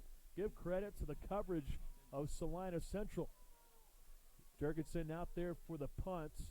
A man sprints in late for the Maize Eagles. Gets set up as one of the blocking backs. So Jurgensen's at the 15-yard line. Back to receive. Gage Presser at the 35. Jurgensen runs to the right side. Rugby-style kick. Knuckleball bouncing to the 45-40 down the near hash. Just making the near sideline.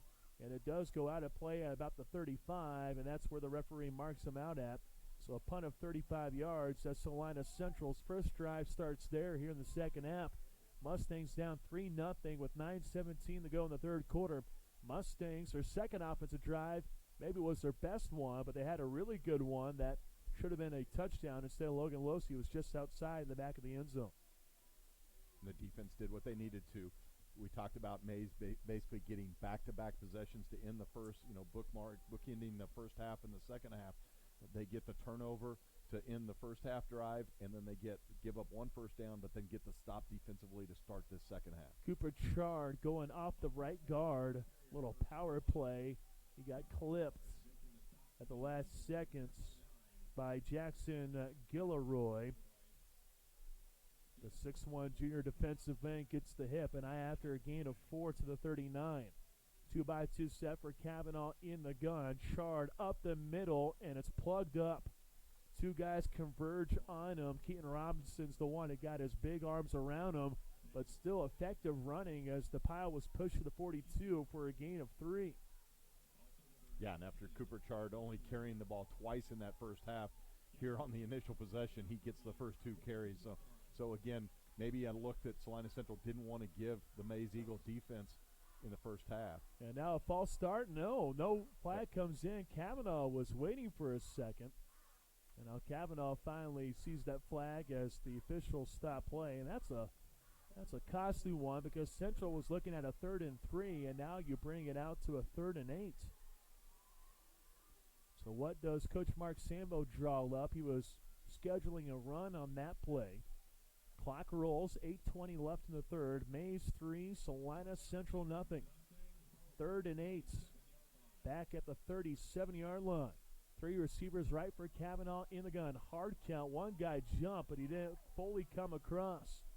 Easy Jackson is checking near side. One-on-one coverage on the edge here. But Jackson Kavanaugh sees the play clock go down to none. And before it does that, he does call for a timeout. So a quick timeout used here for Salina Central. 3-0 ball game. 7:59 remaining in the third stanza. This is a great battle so far. Maize 6-0. Salina Central 4-2. Mustangs have won 4 in a row. Maize trying to go into next week with a perfect 7-0 mark, trying to battle with the Derby Panthers on the road a week from today. Yeah, that's been Maize's nemesis of this last 4 or 5 year run that the Maize Eagle football program as they've come into their own. You talked about that glossy record in Ark Valley Chisholm Trail play, losing just 4 times. The problem is 3 of those have been to Derby, so that's the hill that the Maize Eagles just haven't been able to get over. And quite honestly, it's been a situation in this league with Derby that everybody was kind of playing for second place, and a win by the Mustangs tonight would firmly entrench them in that position. Cavanaugh decided to roll out right, but he floats a near side screen pass. It's picked off. Maize was waiting on the play, and not fooled was Colby Pivarnik, the junior strong safety, with his second INT, second turnover for the Mustangs after the timeout. And the Maize Eagles set up shop deep in Mustang territory at the 26-yard line. Yeah, they tried to run a little jailbreak screen, as we used to call it, where the wide receiver comes across the line or comes down the line of scrimmage. The lineman out there, the play was just read perfectly by the Maize defense, and they turned into the receiver there. It almost looked like Cavanaugh was throwing to the Maize receiver on that play, and just like that, the Maize Eagle defense comes up with the big play right now, setting this Eagle offense up with outstanding field position at the Central 26. Now Central's defense put in a tough spot again. Jurgensen keeps his time, goes up the middle, and the Mustangs have 3 guys waiting on him. Pick your poison. Dalen McKnight, Israel Torres, Rafael Serrano, so many guys there for a loss of 1. Salina Central's defense trying to come alive once again, challenged here tonight with this Maize Eagles team. 3-0 Maize, 7:26 to play in the third quarter. Big 2nd and 11 from the 27 of the Mustangs. Jurgensen out route left side, jump ball. Kristen jumps up, makes the grab, but Dakota Hogan met him mid-flight and took him down with authority at the 25 for only a gain of 2. And right now, this Mustang defense has a chance to kind of dig their offense out of a hole here after the turnover on the interception. The defense comes up with 2 big plays, one for a 1-yard loss, and there a nice tackle there by Dakota Hogan, holding the explosive Kristen to just a short gain.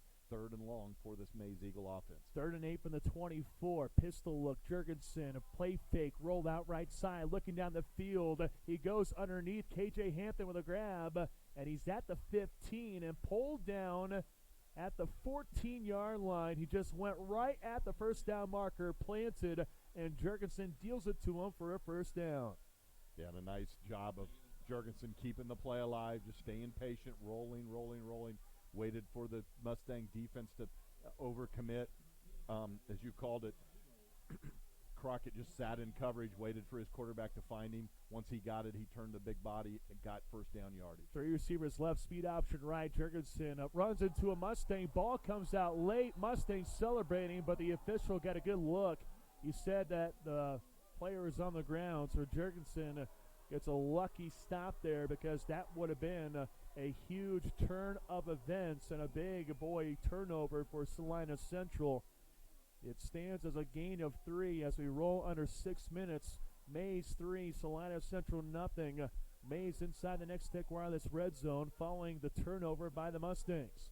3 receivers left, 1 right for Jurgensen and Pistol.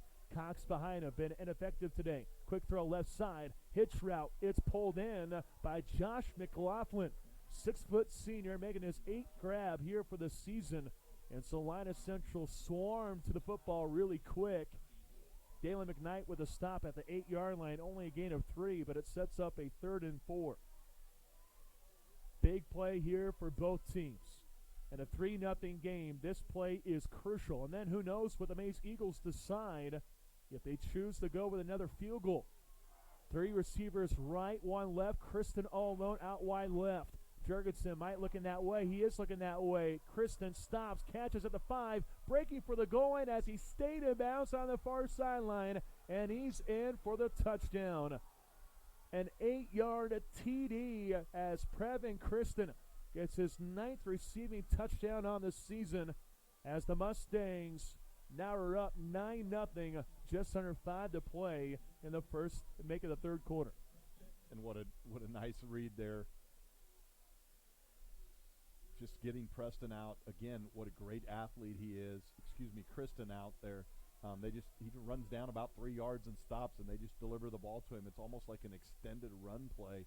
You get him out there one-on-one, and they have to respect his blazing speed. He was able to find it inside the front pylon of the end zone, and a big conversion of the turnover by the Maize Eagles gets them out to a 2-score lead now as the PAT kick is good, 10-0 Maize. 4:54 to go in the third quarter. We'll be back after 30. You're listening to Mustang Football.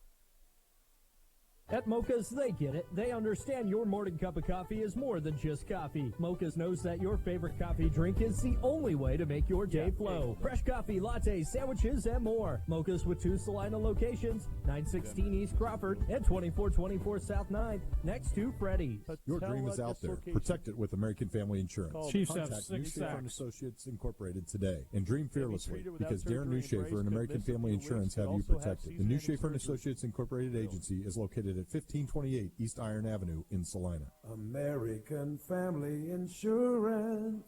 10-0 Maize, 4:54 to play in quarter number 3.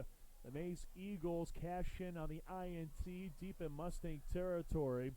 And now the Maize Eagles putting pressure on Salina Central's offense, an offense that's generated some nice plays here tonight, but just not enough. High kick by Seagraves. Gage Prester calling for the fair catch, but it's Logan Heigl who tried to return at the 20. Well, how does that work there, New Schaefer? Can one guy call fair catch and the other guy can't? You can start running with the football? No, once it's called by one player, it is a fair catch for anybody that catches it. And maybe a little aggressive there. I'm not sure. It was Pooch. It was a high kick, but Heigl had some running room. But nevertheless, at least a successful reception. Salina Central will start right on the 20-yard line.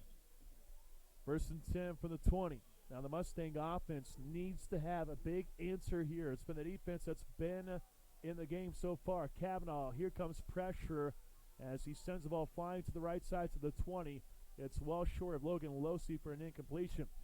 And now you have the Maize Eagles almost like a shark sensing some blood in the water. That defense, quoting Sam Sellers of Salina South here, this defense likes to eat your face off. They like to dial up some pressure. 2nd and 10 for the 20. 3 receivers right. Kavanaugh right side with the pass screenplay. Heigl past the 25-30, and he gets tripped up. Nose dives at the 32. It's a gain of 12 on the wide receiver screen. And a play that worked big for about 20. Let's see that. I believe that play went for 31 in the first half. That just a little slot. Sorry, they come right back to it and find Heigl in the slot, and then outstanding blocking by his receiving core teammates. Give him an alley to run that time. First down yardage, a pickup of 12, and Salina Central, new set of downs. Kavanaugh retreats in the pocket, out of the gun. Pump fakes, now looks and zips it to the far side. Losey able to make the grab, and he had his 2 feet in on the far sideline at the 46-yard line. Heck of a grab of 14 yards for the sophomore. Losey made his first grab on the season last week versus Newton and went for 55, and he has been a focal point here in the Central offense here tonight. 4:07 to play with here in the third. 10-0 Eagles. Mustangs driving 1st and 10 at their own 46. Pigskin right hash. Kavanaugh goes down the right hashes. Had a big hole. It was opened up by the big right tackle Matthew Glenn. And I think the turf monster may have gotten Jackson Kavanaugh, as Norrod also was there on the play as Jackson nosedives at the 46 for a gain of 8. Mustangs have the ball in Eagle territory. 2nd and 2 from the 46. Pigskin right hash. Kavanaugh looking near side. Pump fake sets up. Lets it fly near side. Heigl behind the defense. Jumps up looking for the ball in the sky, and he couldn't get the grab at the 15. That was a skyrocket of a pass by Kavanaugh, but Heigl had a chance. Just could not find the ball in this dark sky.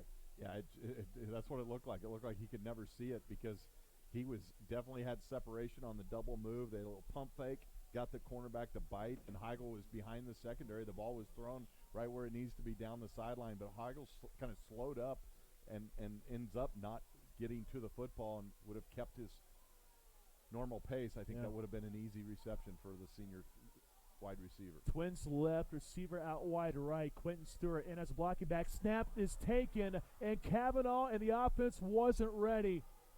Chard jumps on the ball at the 41. A flag comes out. If you're the Mustangs, you're praying that this is a late hit on Maize, because Chard wrapped up and then he got clobbered.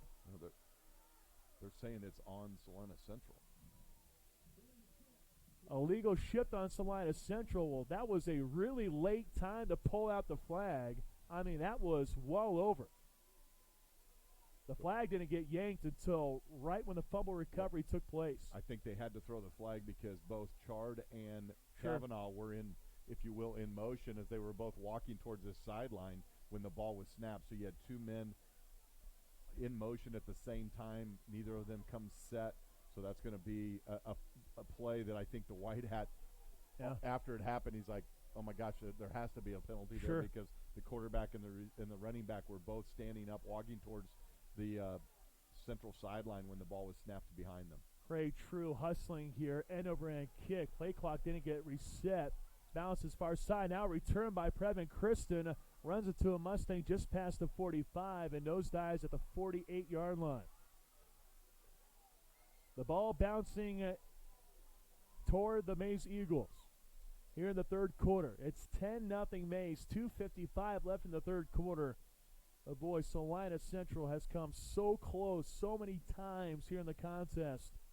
Can the defense come up with, once again, another big stop? Almost had one last drive, but Previn Kristen with an 8-yard TD reception to make it a 10-0 ball game. Eagles moving left to right. Two receivers right, and a receiver out left in Kristen. Jurgensen in pistol, has the ball after the snap. Cox outside left guard, and he goes down right at midfield for a progress, maybe at the 49 for a gain of 2, not much. As at the very bottom of the pile is Rafael Serrano, who made the tackle for Salina Central. And now if you're Salina Central, Darren, no bigger time than a defensive play here. If the Mustangs could get a turnover, that's obviously the ideal situation. Maize has one already. A trio of receivers right, one left for Jurgensen in pistol. Snaps, goes near side with a pass. It's hauled in by Josh McLaughlin. He was met immediately by Israel Torres, and he bounced off him. Craig True also there. Gain of 1, if anything, to bring up a 3rd and 7 for the Maize Eagles. Got check time here for the Mustangs. Under 2 to play in the third. Eagles 10, Mustangs nothing. It doesn't feel like the last 2 minutes of the game, but it kind of has that feel here with this big drive. 3 receivers left, 1 right. Jurgensen roll out to the left side. Squares, floats it. Kristen with a catch. First down at the 40 and more as he's outside the numbers. Pulled down by Dakota Hogan, but a little too late as a gain of 11 takes place. And a late flag after the play. How good is Kristen after the catch? He's both power and speed. Maize doesn't appear to be too happy, but maybe this goes against Salina Central. A sportsmanlike conduct. This is on Dalen McKnight. They called offsetting penalties. Oh, well, they that's good. On Cox as well. They had both gotten into it.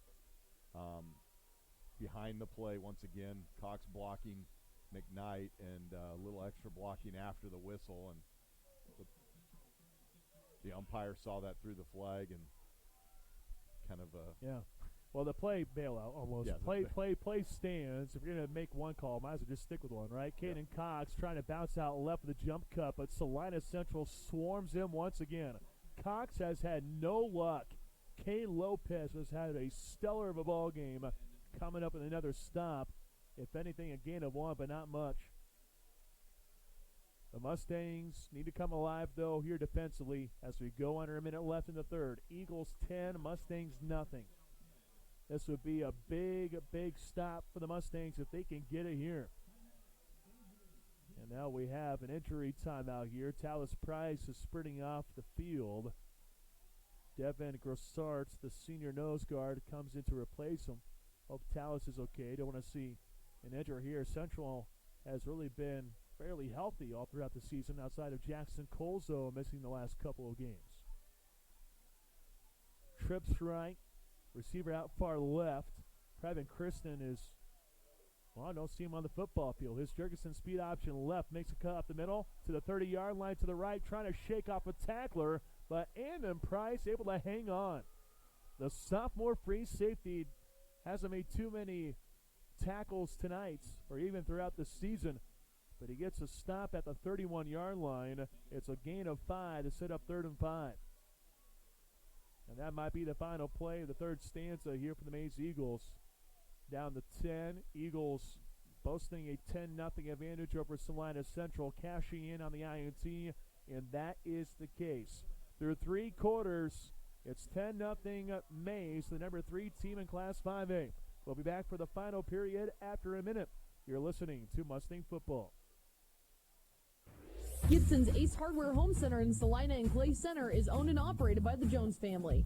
The Jones family has served Salina and Clay Center areas for over 55 years with sporting goods, paint, plumbing, and hardware. Ace is the place for hardware and sporting goods. Is your property properly insured? Be sure with American Family Insurance agent Lori Diebold. From auto, home, and life insurance to farm and ranch, workman's comp, and umbrella policies, Lori's got you covered. Insured? Be sure with Lori. 1931 South Ohio in Salina. Are you planning to buy or sell a home or business? Ask for Emma. Emma Bixby, a licensed realtor with Coldwell Banker Antrim Piper Wenger Realtors, is eager to put her years of experience and real estate knowledge to work for you. Remember, real estate dilemma? Just ask for Emma.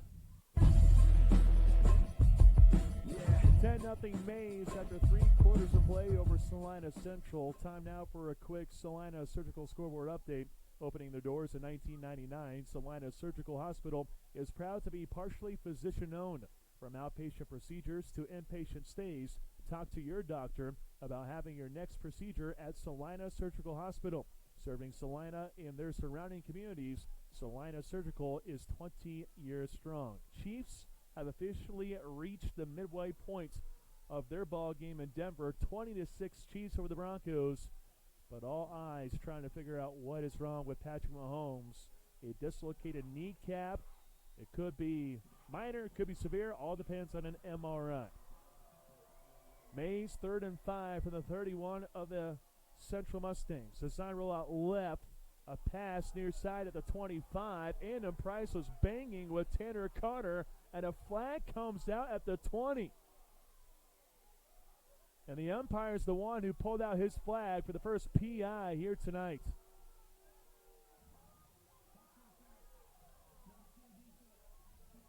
Now, I know Price came in a little early. I didn't think it was enough, though, to warrant a flag, and you could tell Central's coaching staff is heated. Yeah, it happened right in front of Mark Zambo, about maybe 15, 18 feet right in front of him, and there was a line judge that was about maybe 5 yards away from the play.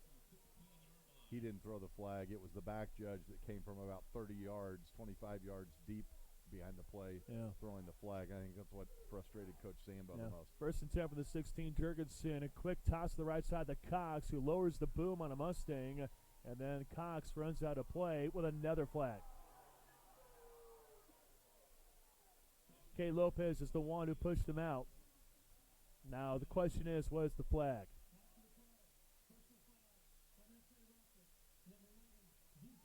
Dalen McKnight gets called for the flag, although McKnight's here on the near side. But it's very much on Kay Lopez, who's the one in the area. Unless something happened away from the play, because McKnight was even close. And Dalen is heated. I would say back-to-back somewhat questionable calls here by the officials. But they are down there on the field, much closer than we are up here in the press box. And after the penalty flag,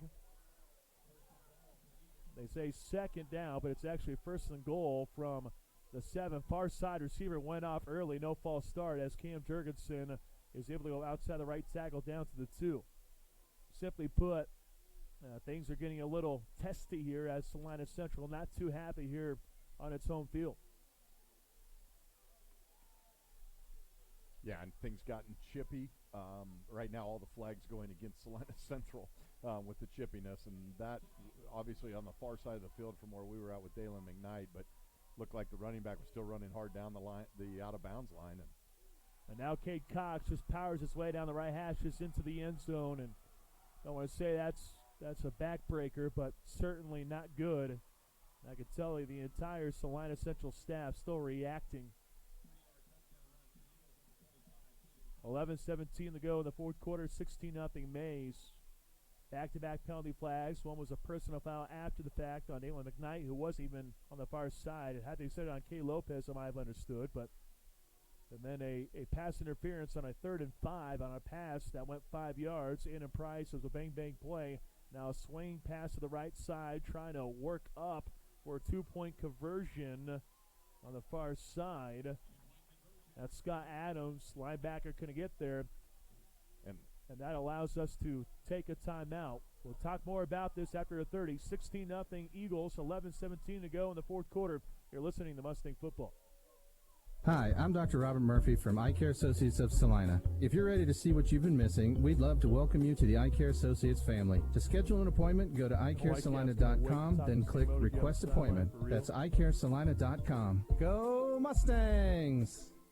Give us a call at Hometown Outdoor Power in Salina, Minneapolis, and McPherson to get your mowers. Sign up for our winter service program. Don't forget to ask about the early sign-up promotion when you call. Salina Central down 16-0 to the Maize Eagles, 11:17 to go here in the game. Salina Central dominated the first half, absolutely dominated, and just by looking at the hand gestures and the lips of the coaching staff, still talking to the Whitecap, they're trying to point the finger over to the far side saying, hey, we're getting called for the personal fouls and the unsportsmanlikes, but you can't tell me that those guys on the far side, the number 3 team in Class 5A, isn't doing the same. Well, and when they had the opportunity to throw the flag, they did, but they called it offsetting on both players, so it ends up being nullified.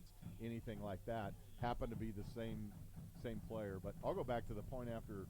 We'll get the kickoff here first. Sure, end over end. Let's see if it's returnable. It's not, so go ahead, Darren. No, really curious about Coach Guzman's thought process there on the point after attempt. It's 16-0 with 11:17 to go. You just scored a touchdown. Two touchdowns, kicked the extra two-point You've conversions. got an amazing kicker who has just booted it out of the end zone every time. Looked very impressive on the field goal. Kick the extra point, go up 17. That's a 3-score deficit. You decide to go to it. Go for 2 on a swinging gate kind of play that looked really strange. Wasn't even close to scoring. Now you've kept Salina Central in this game. Yeah, they're down 16, but that's 2 touchdowns. It's a 2-score game. From that standpoint, the extra point makes it a 3-score game. Really, really interesting play call there for Maize. Wide receiver screen to the right side, making the grab is Logan Losey. Nope, Cooper Chard. My apologies. He's spraying out of the backfield, and Cooper Chard then went to the 29, and now a flag comes out. We're at the very end. Yeah, there is a lot of talking going on. Yeah, there's a lot of stuff right going on right now, and Coach Mark Sambo steps on the field on sportsmanlike conduct against the Maize Eagles. Taunting called on Dwayne Villapando. So you might want to buckle up, and you might want to get your penalty counter out there, dear Newshaper, because we might be here for a little while with all this chippiness going on. After the 15-yard infraction, you now have a 1st and 10 from the 43-yard line. So good position here for the Salina Central Mustangs, trailing 16-0. 11 minutes to go in the fourth quarter. 3 receivers left. Cavanaugh out of the gun, goes right side, finds a seam, rumbles into Eagle territory at the 45, and clipped down at the Eagle 44. Gain of 13 yards as Salina Central picks up the first down, and now the Mustangs trying to get in a groove, going up-tempo. Trips left, receiver right for Cavanaugh. Screen pass left side, hauled in Heigl to the left side to the 40, and he stood up by a pair of Eagles. Keaton Robertson, the outside backer, is the one who met him first outside the far hashes. Still, though, looking Heigl with a gain of 5 after the grab. Still plenty of time left if you're Salina Central. No need to freak out. Down 16-0. 10-14 remaining in the game. 3 receivers right, 1 left for Kavanaugh. Pump fakes. Here comes pressure, and he gets hit.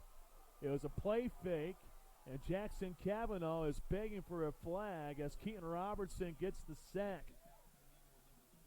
Maize with its 13th sack here for the season. And it brings back the Mustangs to the Eagle 46. Yeah, and that time, Kobe Saunders just got lit up. The defensive end just went There's right around. There's pressure again. Screen pass left. Charb was trying to run before reeling in the catch. And the incomplete pass. As we have some more talking going on, Robertson is really giving Jake Eisenhower an earful after the play in this game, which was once I thought a well-played ball game in the first half. Didn't really see a lot of chippiness from the first half, but here in the second half it has been completely different. Mustangs going for it. 4th and 12 from the Eagle 46. Twins left, receiver right, and a timeout for Central. Second one here in the second half for Mark Sambo as the Mustangs are looking at a 16-0 deficit. 9:36 to go in the ball game. Central on the second drive of the contest turned the ball over, had a chance to maybe put points on the scoreboard there. Then in the second quarter, Jackson Kavanaugh with a dime to the back of the end zone, a deep slant to Logan Losey, who was basically a yard out of bounds. Probably not even that, more like a thumbnail out of bounds to the back of the end zone. Those 2 drives, just huge for Salina Central in the first half. Almost wonder what it would have been like for the Maize Eagles to be behind here tonight instead of having that 3-0 lead for the majority of the ball game. Well, and remember that was on a 4th down play, so you came within a whisker of taking the lead, but also turned down the opportunity to kick a field goal and get the score tied. Not trying to second-guess Mark Sambo, but those were the options in front of him, and he chose to go for it on 4th down, and it came really, really close as they found Losey at the back of the end zone. He just unable to get 1 foot down, which is all that's needed in high school. So 4th and 12, Kavanaugh deep drop, sends it flying left, pass caught by Quentin Stewart, but it appears to be a yard shy, and that is the case. Central needed 12, Mustangs had 10, and the Maize Eagles forced another turnover on downs, so now the Eagles sensing that they can really take control of this game with a 16-0 lead, 9:28 to go. Eagle football, 1st and 10 from their own, a 36-yard line. Yeah, and that's just a route that Quinn Stewart's got to get past the chains. You're 4th and 12. You're going to run an out pattern. Chances are the defensive back's going to be right on you when you catch the football. You've got to make sure that that football gets to the chains. He came up a yard short, turns it over on downs. Caden Cox opens this drive by bouncing it to the right side, and he rumbles down to the 45 for a gain of 9. Coach Mark Sambo still not happy. Saw him having a reaction to an official here near side. Check it, making a gain of 8, goes back for a yard. Caden Cox held in check in the first half, 8 carries for 4. He's found some more space here in the second half, but really not much more than that. A guy averaging 7.6 yards per carry, going on to play for Les Miles in the Kansas Jayhawks next year. I'd expect him to have a lot more rushing yards here for tonight. He's 6 carries for 21 yards, so all total 25 yards rushing in this game. Pretty good there for Salina Central. 2nd and short from the 44 of the Eagles. Caden Cox again, right side, big hole. As he lowers his shoulder pad, gets tripped up near midfield. Brooks Burgoon is the one who got the clip. Pick up a 6 for Caden Cox as the clock continues to roll. Under 8.5 to play. Maize 16, Salina Central nothing. This was a 3-0 ball game before an INT. The Maize Eagles had a perfect read after a timeout. Colby Pavarnik, he's the one who had the pick. And that set up the Maize Eagles in primetime field position, and they get the score. And then the Maize Eagles capitalize later on here in the game. Here is Cox. He decides to go outside the far numbers. He lowered the helmet, ran right into Israel Torres, but good coverage there on the play. But Caden Cox and the Maize Eagles, it's all about the ground and pound now as they're trying to go back to Maize with a perfect 7-0 record. Gain of 6 on the play. Got to give credit to Salina Central. Mustangs need a big turnover to really swing this game. Trips left, receiver right, Camden Jurgensen, Caden Cox between the right guard and right tackle. And he got the football ahead of steam, and you can tell he's wanting to run physical as Quentin Stewart hangs on, pulls him down to the 38-yard line or so, making a 37 for a gain of 7 and another Maize first down. Yeah, now just steady dose of Caden Cox up the middle. You want this, Maize wants this clock to continue to roll as we're now down to 7.5 to go in the contest. They're going to bleed this out. Jurgensen understanding the game situation, score, down distance, play clock right there in front of him, milking it down, running a good 25, 30 seconds off each play. 2-by-2 step for Jurgensen out of the gun. Cox, big hole right side, 30, 25, and he gets pulled down at the 23-yard line. Caden Cox finding space now. Biggest rip of 14 yards. 7 minutes left here in the game. Clock rolling. Eagles controlling 16-0. Maize trying to go to 7-0. Getting ready for that big showdown next Friday in Derby. The Maize Eagles also trying to get another shutout. Maize last year shut out first 4 opponents of the year, 5 overall. 1st and 10 for the 23. 2-by-2 set for Camden Jurgensen. Gives it off. Cox makes a man miss after a sidestep.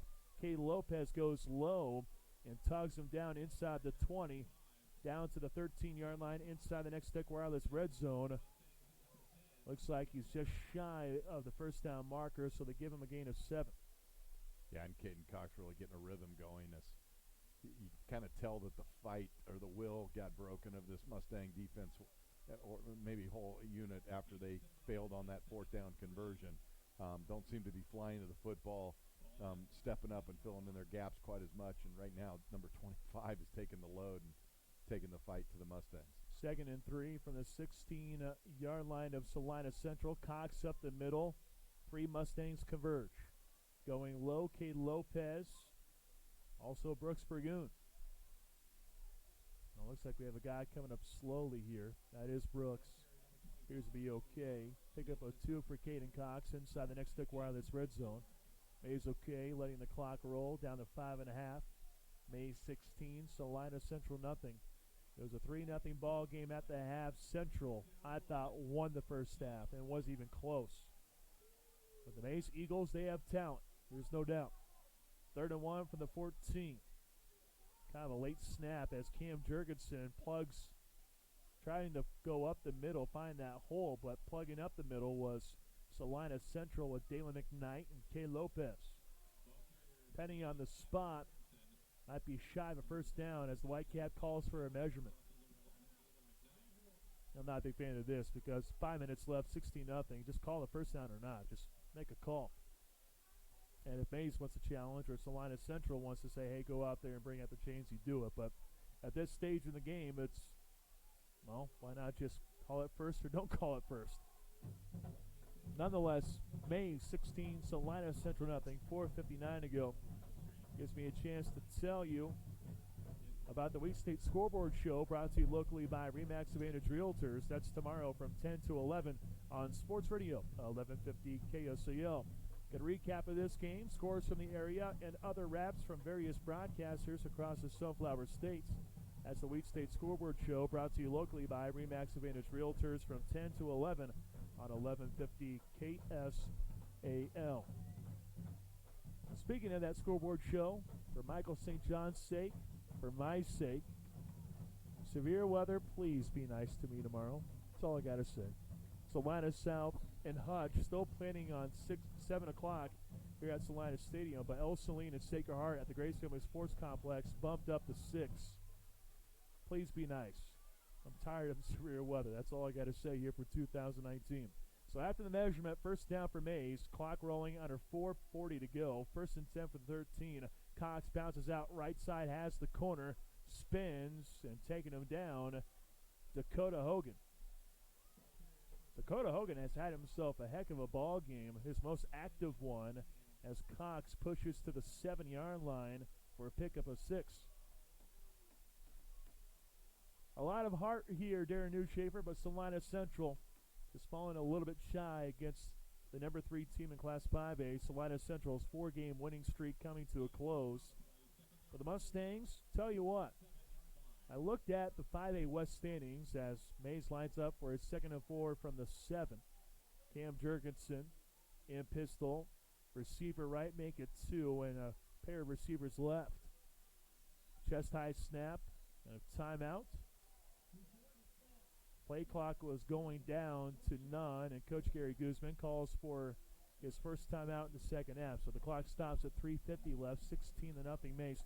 See, not all hope is lost here for Salina Central. This is the second and final game of the regular season. Central has a long road trip to Hayes next Friday. Mustangs won that game last year, 43-21, and Hayes in action tonight. Haven't had a chance to see what the Hayes High Indians are up to here for tonight. But Salina Central, 4 wins on the season. I thought to myself, well, what does the 5A West look like if the Mustangs do somehow, some way lose out? Worst case scenario, you lose out. I think Salina Central still would be in prime position to get a home game in the first round in Week 9. Now, if Salina Central wins next week, then no questions asked. You're going to have a home game. But what's really great is if you do get the win next week, more than likely you put yourself in prime position to take on a team that might not be nearly as strong, because the 5A West, as we know, is truly the wild, wild west, because you never know what you're going to see. Yeah, and don't seem to have the dominant teams out of the Wichita area with Bishop Carroll, although they're still a good football team. Don't seem to be quite as dominant as they have been the last couple of years. So this is a Salina Central team that could do some damage depending on how the bracket breaks out and what your draw is. 2nd and 4 from the 7 after the timeout. Speed option right. Cox takes the pitch outside the numbers, and he tiptoes down the far sideline. Let's see where the ball is placed. He needs 4 to get a first down. He has 3. So 3rd and 1, but the clock does stop. 3:46 to play. Maize 16, Salina Central nothing. And that's the goal for Salina Central. The Mustangs, they won their first playoff game for the first time since 2013. Taking down Eisenhower 20-6.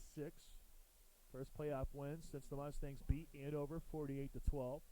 Jurgensen, 3rd and 2 from the 5-yard line. Speed option left, bad pitch. Cox picks it up after 2 bounces, and Gage Prester clips him low and makes the tackle at the 15. Now timeout for Central. That is the case. 3:35 to go, 16-0 Maize, 4th and 12. Maize more than likely sending out the field goal unit to try to make it a 3-score ball game. But hey, if Maize misses, still a 2-score ball game. But there's no doubt that it's an uphill battle going forward as you have little time remaining. Well, and again, I'll go back to the last touchdown. You kick the extra point there. It's a 17-0 game. Salina Central's not calling timeout, more than likely. You're probably not trying to score again, because you look at this, if you're Maize, you're just trying to run clock more than you are to get yardage at this situation. But still, just being up 2 scores, they were down in a situation they need to run, try to put more points on the board. Now with the bad pitch and a nice tackle there by Gage Prester to stop Cox for a 10-yard loss after he picked up the errant pitch, they are going to bring the field goal kicker on, but you've now turned what would have been a chip shot into, it's going to be about a 32-yard, 33-yard attempt here for the Maize kicker. Well, the game started with a 28-yard field goal on Maize's first drive. So the holder at the 22, so this would be a 32-yard attempt, left hash. Good snap, good hold. Cole Seagraves looking for the finish. He nails it to make it a 3-score ball game. 32-yarder. Good-looking kick from the sophomore Cole Seagraves. 3:33 to play in the game. 19-0 Eagles. Let's take a 30. You're listening to Mustang Football. Jeep Adventure Days brings great deals on new Jeeps to Marshall Motors in Salina, like $5,000 off a new Jeep Renegade Trailhawk or $6,000 off a new Jeep Cherokee Limited. Save now at Marshall Motors, located on South 9th Street or online at marshallmotor.com. Lowest rates, flexible plans, exceptional customer service, and coverage for everywhere you are. Say goodbye to being just a number. Say hello to something different at Next Tech Wireless. Your home for the Salina Central Mustangs. Sports Radio 1150 KSAL. Salina, a Rocking M media station. Back here at Salina Stadium, Salina Central trailing the number 3 team in Class 5A, the Maize Eagles, 19-0. 3:33 to play. Cole Seagraves has been busy, and he has a strong leg, 5 yards deep here with this boot. So Salina Central witnesses the touchback. The Mustangs, really the turning point in this game was when Salina Central called a timeout. Out come the Mustangs offense. A 3rd and 8. Central trying to set up a screen. And a pass was just read perfectly by the strong safety, Colby Pavarnik. When he got the pick in Central territory, that really felt like a changer. As Kavanaugh drops back to throw, floats it down the right seam. Quinn Stewart with a grab at the 45. He's in Eagle territory to the 30. Down left passes to the 20. 15, 10. And he gets stuck by a Maize Eagle at the 8-yard line. Quentin Stewart with a big gain of 72 yards as the Mustangs run up to the football.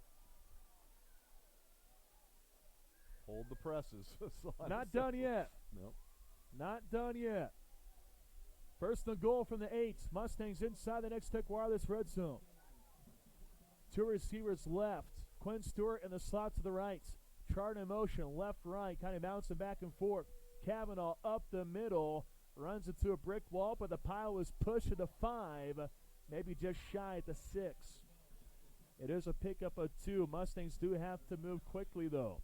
Down 19-0, 2:45 to play. Mustangs have to get up and go. No timeouts left here for the Mustangs. Maize has 2 available. Get a score here, get an onside kick, and we have a different ball game. 2 receivers in the right slot. Kavanaugh looking that way. Heigl with a grab at the 1. Then he uses his back, trying to lunge into the end zone, and he breaks the white plane for a Mustang touchdown. 6-yard TD as Kavanaugh hooks up with Heigl, as Heigl just used his muscle to get the touchdown. Now Salina Central down by 13 following that touchdown. They're going to go for 2 here that we talked about. When it was 16-0, the 2 touchdowns and 2 two-point conversions. Salina Central going to try to do that and then get within a field goal. First step was get the touchdown, and what a nice hook up there from Kavanaugh to Heigl. So Kavanaugh in shotgun. Rolls it to the right side. Looking back at the end zone, nothing there. Now he lets it fly. And Easy Jackson somehow able to jump up and haul in the ball. So we have 2 flags down. Yep. 1 at the line of scrimmage and 1 back where the quarterback was. Yep, Kavanaugh comes up. He got hit the last possible second. And Kavanaugh getting checked out right now, too. An eligible receiver downfield for Salina Central, but a personal foul roughing the passer against the Maize Eagles. So the penalty's offset, so you have to redo. It will be a redo. Wow. Well, and as long as that play took to develop, as Kavanaugh was trying to bide time, it looked like he had Easy Jackson earlier in the pass route open over the middle, but a nice job at Jackson just flowing with the quarterback. And then by the time Kavanaugh, we had a really good angle from where we're up here in the press box. By the time he threw it, there was about 3 Maize defenders that were between Kavanaugh and Jackson, but Jackson was the only one that jumped up for the pass, and he just rose above all the white jerseys in the end zone, collects it for the 2-point conversion.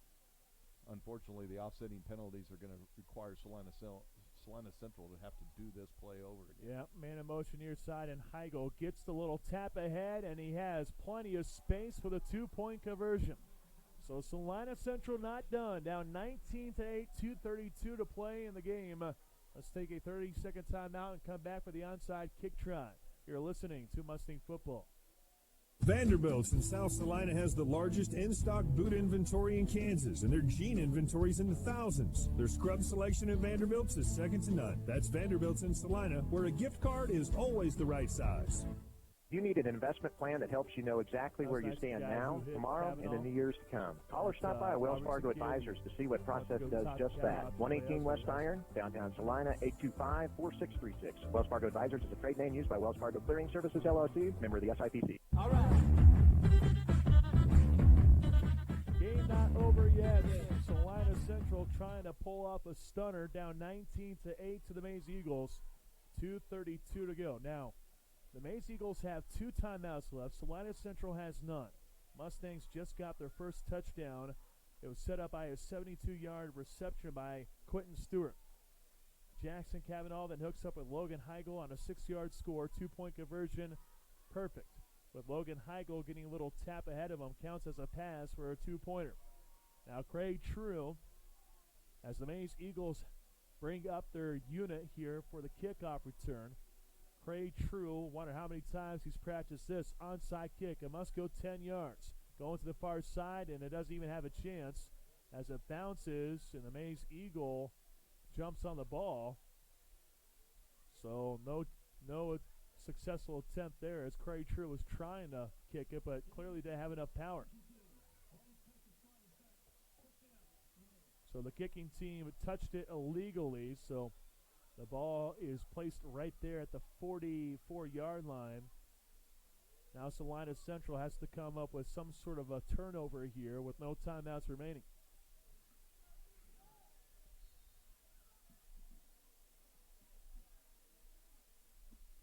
Well, if you're the Maize coaching staff, you're telling all your backs, quarterback, everything, do not go out of bounds.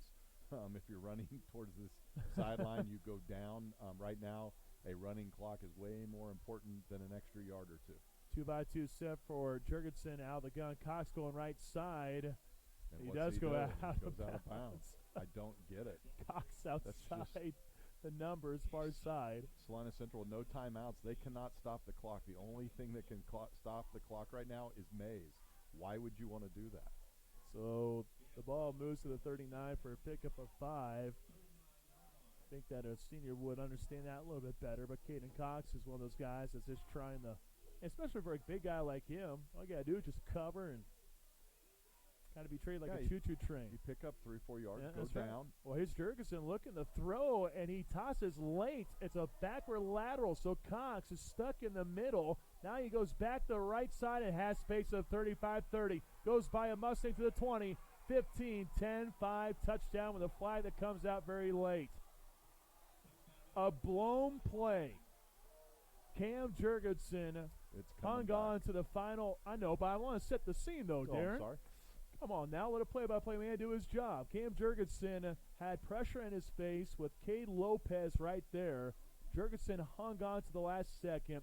Backward lateral to Cade Cox, who then picked it up, rumbled to the right side, bounced off a Mustang at the 20 and had plenty of space. But there is a flag at the 21. This should be coming back, but the officials are taking a long time here to make the call. Blindside block against the Maize Eagles, and Maize having a reaction. Previn Kirsten couldn't believe it, but it was obviously the right call because the entire Central coaching staff was livid after watching the play unfold. So a touchdown does not stand for the Maize Eagles. Good for Salina Central. And of mind after every first down, but now it runs. And they do not. They can take a knee 3 straight times if they. And now they're going to the line, snapping the ball. 30 and now on the looking play to clock. pass too. Jurgensen down the far side. Underneath it is Tanner Carter for a touchdown, 5 yards deep. Yeah, there's a little bit more going on here than just trying to win a football game, ladies and gentlemen. That's what it seems like to me. 29-yard TD as Cam Jurgensen hooked up with Tanner Carter. I don't understand it. They literally, with a 30-second play clock, they could have taken 3 knees. Salina Central with no timeouts. Makes no sense to me. Well, it makes sense if you have some ulterior motives, obviously. And Maize is going to get out of here after that nice touchdown throw and catch, a well thrown ball, but take a chance of intercepting that. Salina Central returns it for a touchdown, and then you're still in a ball game. I don't quite get it. No clue. So a 29-yarder to Tanner Carter, the senior, his third touchdown. We will have to watch the handshakes at the middle of the field. Might have to, because this game did get chippy, and I really don't know the motivation behind that at all. Now it's gotten chippy at the coaching level, from besides just some players talking, and it's been both sides, ladies and gentlemen. This is not, it's not just one side. It's not been one side just doing all the talking and taunting. It's gone both ways, and you could even make a strong case that maybe the officials let things get out of control there at one episode, at one point in the third quarter, with laundry being thrown all over the place, and allowed it to rise and escalate to that level. First half was just a lot of good, hard-hitting football being played, and some frustration, maybe offensive players not having the success that they normally have. I do wonder. I don't have the rules in front of me. Darren Newshafer, you can correct me if I'm wrong here. As Cole Seagrace has the ball tee up at the 40, he's had touchback after touchback here tonight, deep kick and no chance at a return. Correct me if I'm wrong here, though. So it was a 19-8 ball game. They get the touchdown to go up 26-8. Isn't the cap for points in the 5A West for tiebreakers? What's the cap? Is that 12 or 21, like the old district days? It used to be district days. It was 13. The most you could get for a win or a loss was 13 points. I think now it's been expanded to maybe 20, that's my thought. 21 or something. I think that's my thought behind this, and that's the only thing I could think here. Just trying to figure out why Maize would try to do that, and that would be my thought process. But your first goal is to win the football game. No, you're right. You're exactly right. And when you can take 3 knees and win the football, guarantee yourself of winning the football game. I don't know that chasing points to potentially a tiebreaker that also allows a team to maybe still have a chance to win the game. Sure, absolutely. I would debate that all night long. No, I'm with you. But you're probably right. I'm just throwing out the logic to why I think you would try it. That would be. There's only 2 logical things. That would be one, and the other one is to try to run show up score. Up. Absolutely. 4-yard gain here on a wide receiver screen to Logan Heigl. Kavanaugh drops. High pass right side. Cooper Chart had to jump up for it. Loss of 2 on a halfback screen. Down to a minute 15 left here in the game. 26-8. Have to look at the differentials, but that would be my thought. At the same time, though, if Maize is the only team with 1 loss, then it's not going to matter, because you look at the 5A West side and you have a couple unbeaten teams, but then I think your next best team has 2 losses instead of 1. Kavanaugh over left side, quick fire on an out route and an incomplete pass. Clock stops with 48 seconds left. So that would be my assumption. I don't think my phone's going to be able to go as fast as I would like it to. And like I said, it might not even matter, too, if Maize loses next week to Maize. If that happens, then... To Derby. Yep. Oh, sorry. Maize loses to Derby. Thank you. I'm going to try to pull it up here real quick as Salina Central is getting set up. And as I see here, Maize coming into it, point differential of 69. They're at the very top with 78. Kavanaugh looking to throw, gets sacked at the 15-yard line, and that does it. But, yeah, coming into tonight, Maize with a point differential of 78. Wichita Northwest, point differential of 69. Maize South with a point differential of 58. All those teams are 6-0, by the way. Bishop Carroll is 4-2. So if Maize loses the Derby next week, the points aren't going to matter because there's no tiebreaker there unless Wichita Northwest or Maize South loses. So that's the situation in 5A West. Meanwhile, for Salina Central, Mustangs about to drop to 4-3. There were 3 other teams with a 4-2 record. So Salina Central has to hope for a loss, but if not, maybe get a win next week, and things will just play out the way that they should play out. But nonetheless, the Maize Eagles, it was a 3-0 ball game at the half. The Maize Eagles had the lone score.